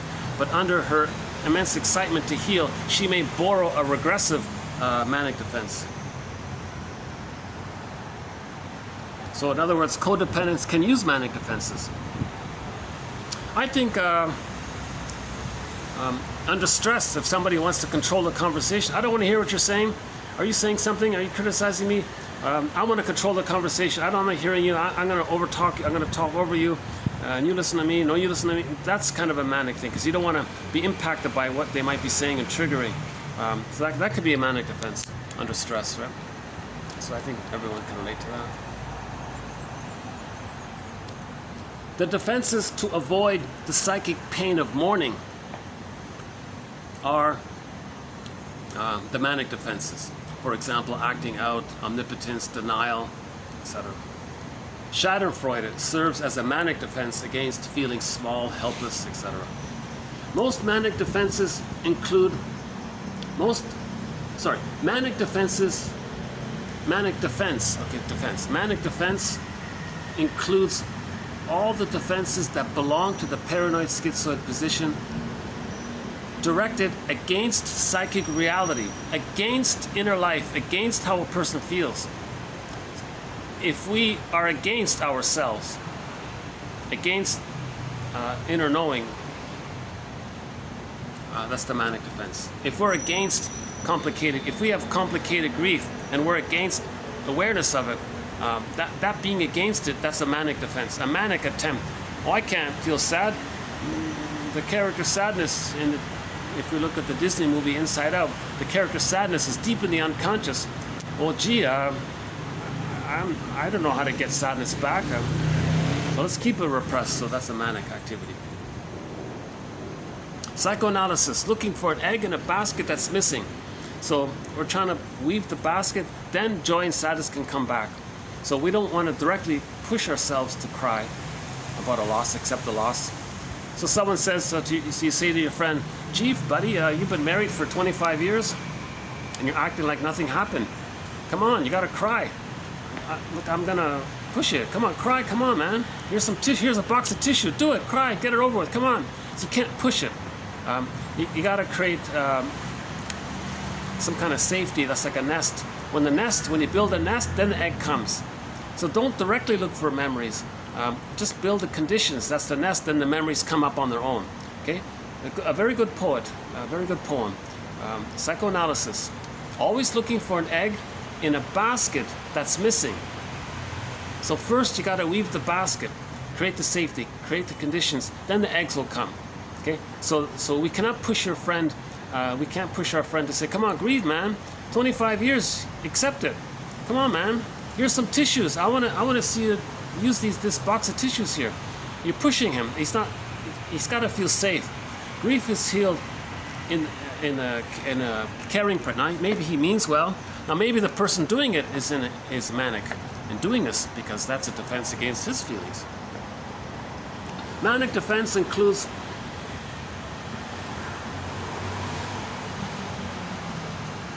so defense against reparation, defense against ambivalence, defense against mourning, defense against growing up, etc. Okay. The manic defense is characterized by an inability to believe in one's own liveliness, feelings, as it is based on a denial of alexithymia. So the manic defense underneath it is alexithymia. No, I know what I'm feeling. Do you really? Alexithymia means when there's trauma, we don't know our feelings, we can't name our feelings, we can't identify our feelings. At best, we can identify some sensations, maybe. Oh, I got a tingle there, I got a tension there. Well, that's a start, you know. But the feelings are very buried. So a Disney movie Inside Out, joy and sadness are deep in there, right? So we got to get them back to know our feelings. So that Disney movie is excellent, Inside Out, because at the end of the movie, joy and sadness came back, you know. So when joy and sadness was missing, the person just had the manic defense of the amygdala. So the amygdala is just manic defense. Right? But when joy and sadness come back, that's our psychological self, our feeling self, empathy, reparation, gratitude. Gratitude is there. In the manic defense, it's just ingratitude. There's no gratitude. There's no gratitude in the manic defense from the place of the paranoid schizoid position. Now, if the person is in the place of the depressive position and they're under stress and they regress to the backward position, they at that time aren't going to feel gratitude. But when they calm down, then they can go back, oh yeah, I feel gratitude afterwards. Not cynical gratitude, not narcissistic giving, cynical gratitude. Constant cynicism, that's the paranoid schizoid position, manic, mania. Okay, one author says that ADHD symptoms represent a manic defense by which the child seeks to avoid his, quote, emotionally intense inner reality.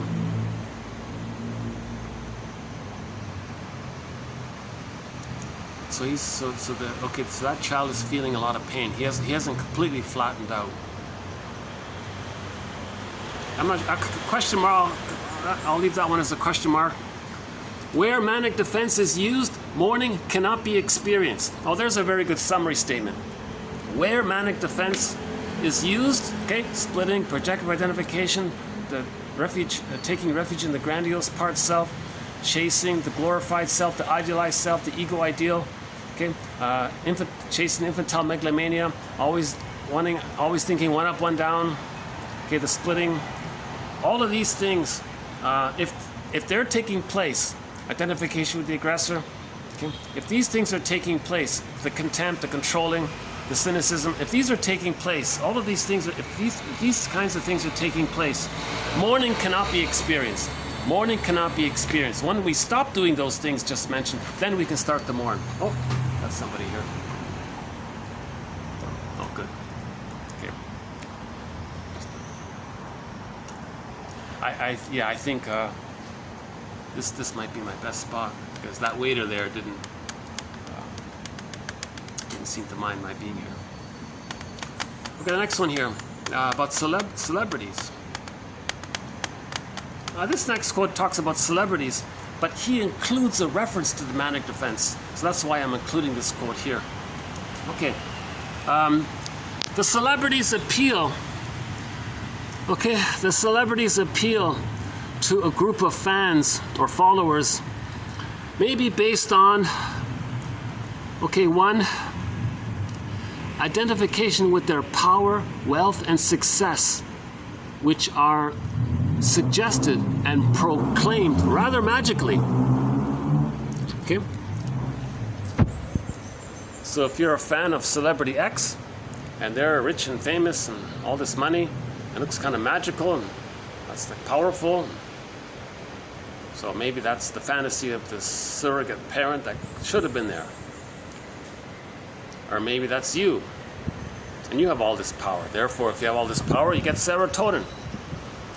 If they're in the one-up position as being a millionaire or something, that's serotonin. Wealth, money, greed, so they got all the material.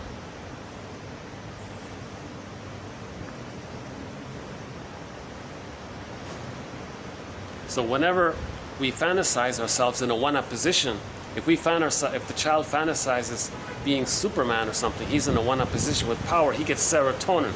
The celebrity is just like that. The celebrity is like the superhero, and we identify with them or relate to them or think we're kind of like them a little bit, or we're a fan of them, so maybe there's a connection that way, or we're a little bit like them in our fantasy. We can identify with them to some degree or wish we could be them, those kinds of things. Just like the baby or just like the child thinks he's Superman. You know, sometimes I'll watch a rock star myself. I'll see Rick Sanders on stage. He looks confident. He's playing his guitar, singing along. You know, that could have been me. I could have been a little bit like that, you know. So I feel a little better watching Rick Sanders. One of our musical voices, Rick Sanders. Maybe we'll end up with one of his songs. Actually, he's not really a famous celebrity, right? Number 2. Okay, sometimes there's identification with them when we think they understand us, right? That he's kind of like us.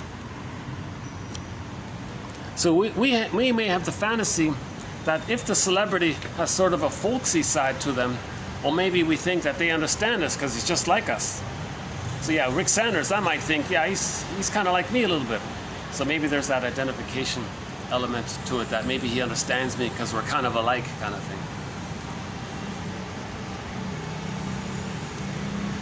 Okay, next one.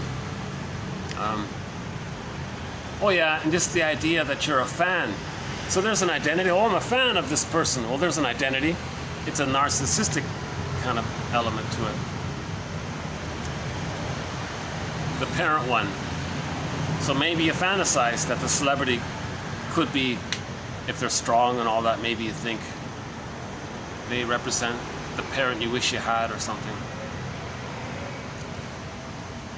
Oh, here's the manic one. Identification with their lifestyle as a manic defense against powerlessness and injury. So if we feel limited, very limited in our lives, but the celebrity has a luxurious lifestyle, and we identify with their lifestyle, that's a manic defense to not face the pain of our inner condition of injury.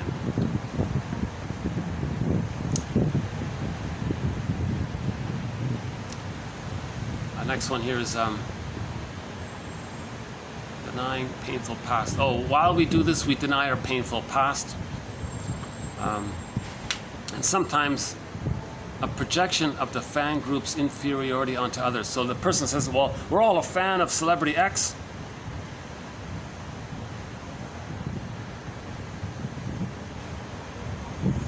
All of us have an inferiority. Oh, we'll project it onto celebrity B, and they're the no good one. So fans of rockstar A, we're all good. The fans of rockstar B, those fans, they're no good. So it can happen like that. But anyways, the manic part was fantasizing the lifestyle, wishing you had the lifestyle of your favorite celebrity. That's considered the omnipotence fantasy, to take you away from how you really feel. In general, if something takes you away from how you really feel, that may be called a manic defense. So my theory is maybe all defense mechanisms we can say are manic defenses. All defense mechanisms deal with anxiety and pain. But we don't say it directly like that because some defense mechanisms are considered healthier. So it wouldn't be helpful to say that something like sublimation is a manic defense. Maybe positive magic gesture. You know, it's awkward like that to say it that. So I think no one has ever said that all defense mechanisms are manic defenses.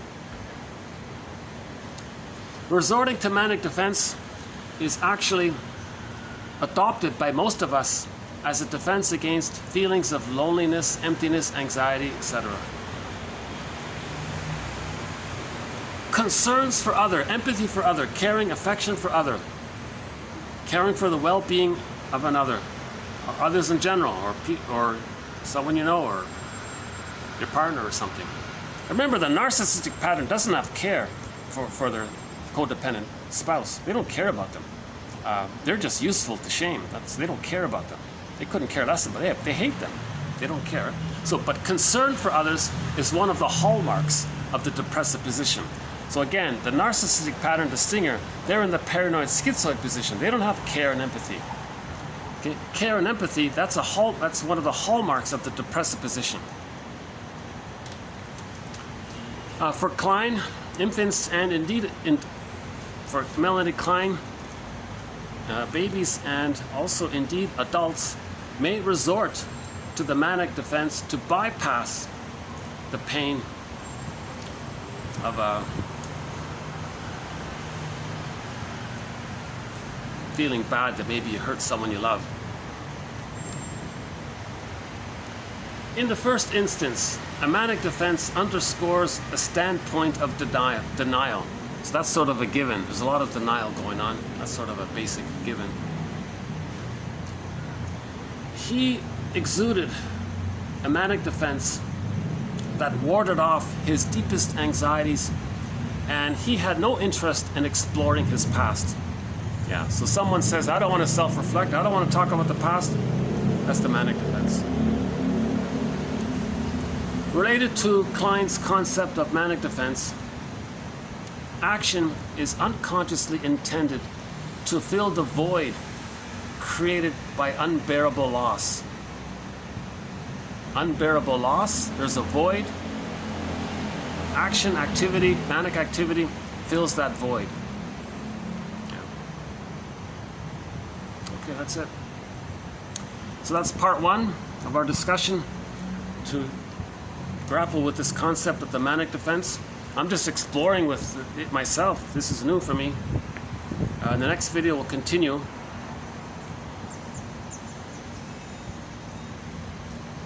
I mentioned Rick Sanders. Why don't we play a Rick Sanders song? Let's play a manic. Let's play a manic. What's the most manic song I have here? I don't really have too many manics. Like yeah, oh yeah, heavy metal. That would be hard rock. That would be manic, right? For sure, right? Manic defense.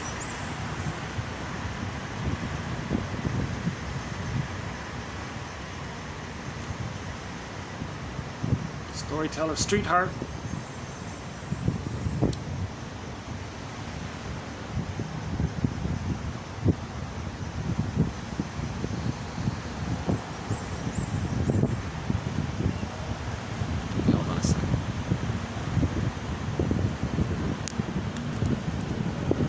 Let's find a song here. Hold on a sec.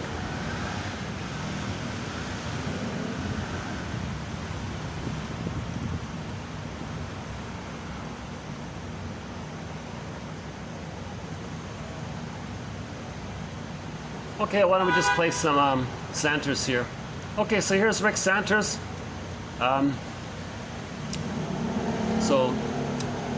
Some classic rock here from the, I guess it's from the 70s, yeah.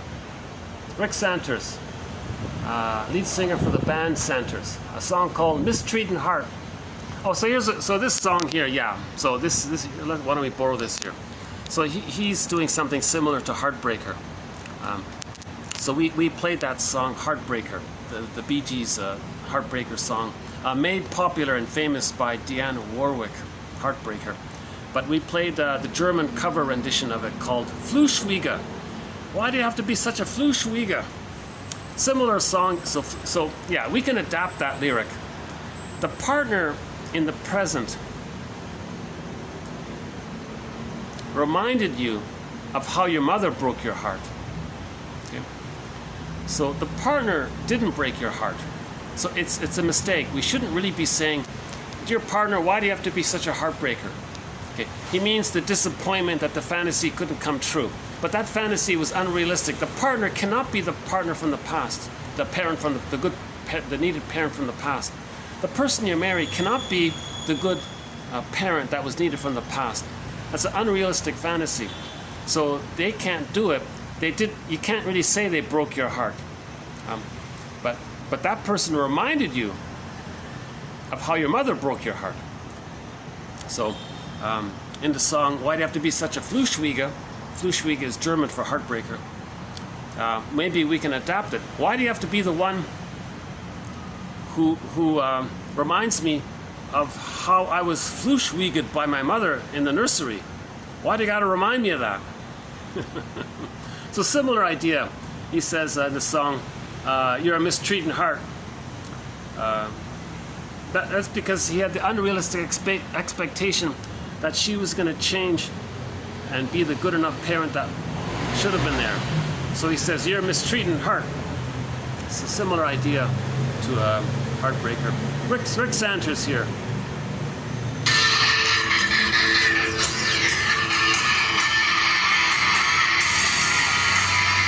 A little bit manic, yeah, okay.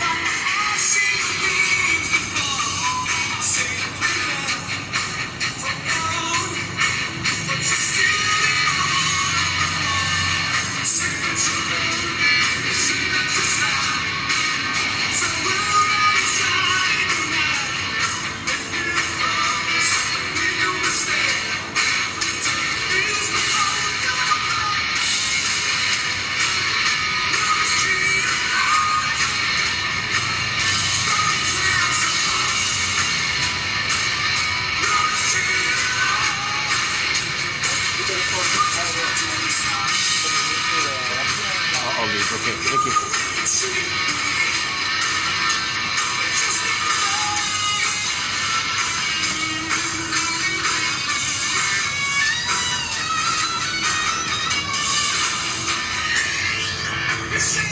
Okay.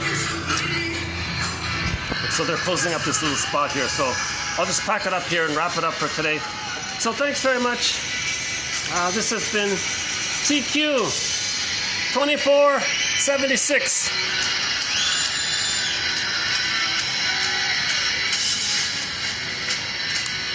Yeah, check out Rick Sanders. The song is called "Mistreating Heart." We've played several of his songs.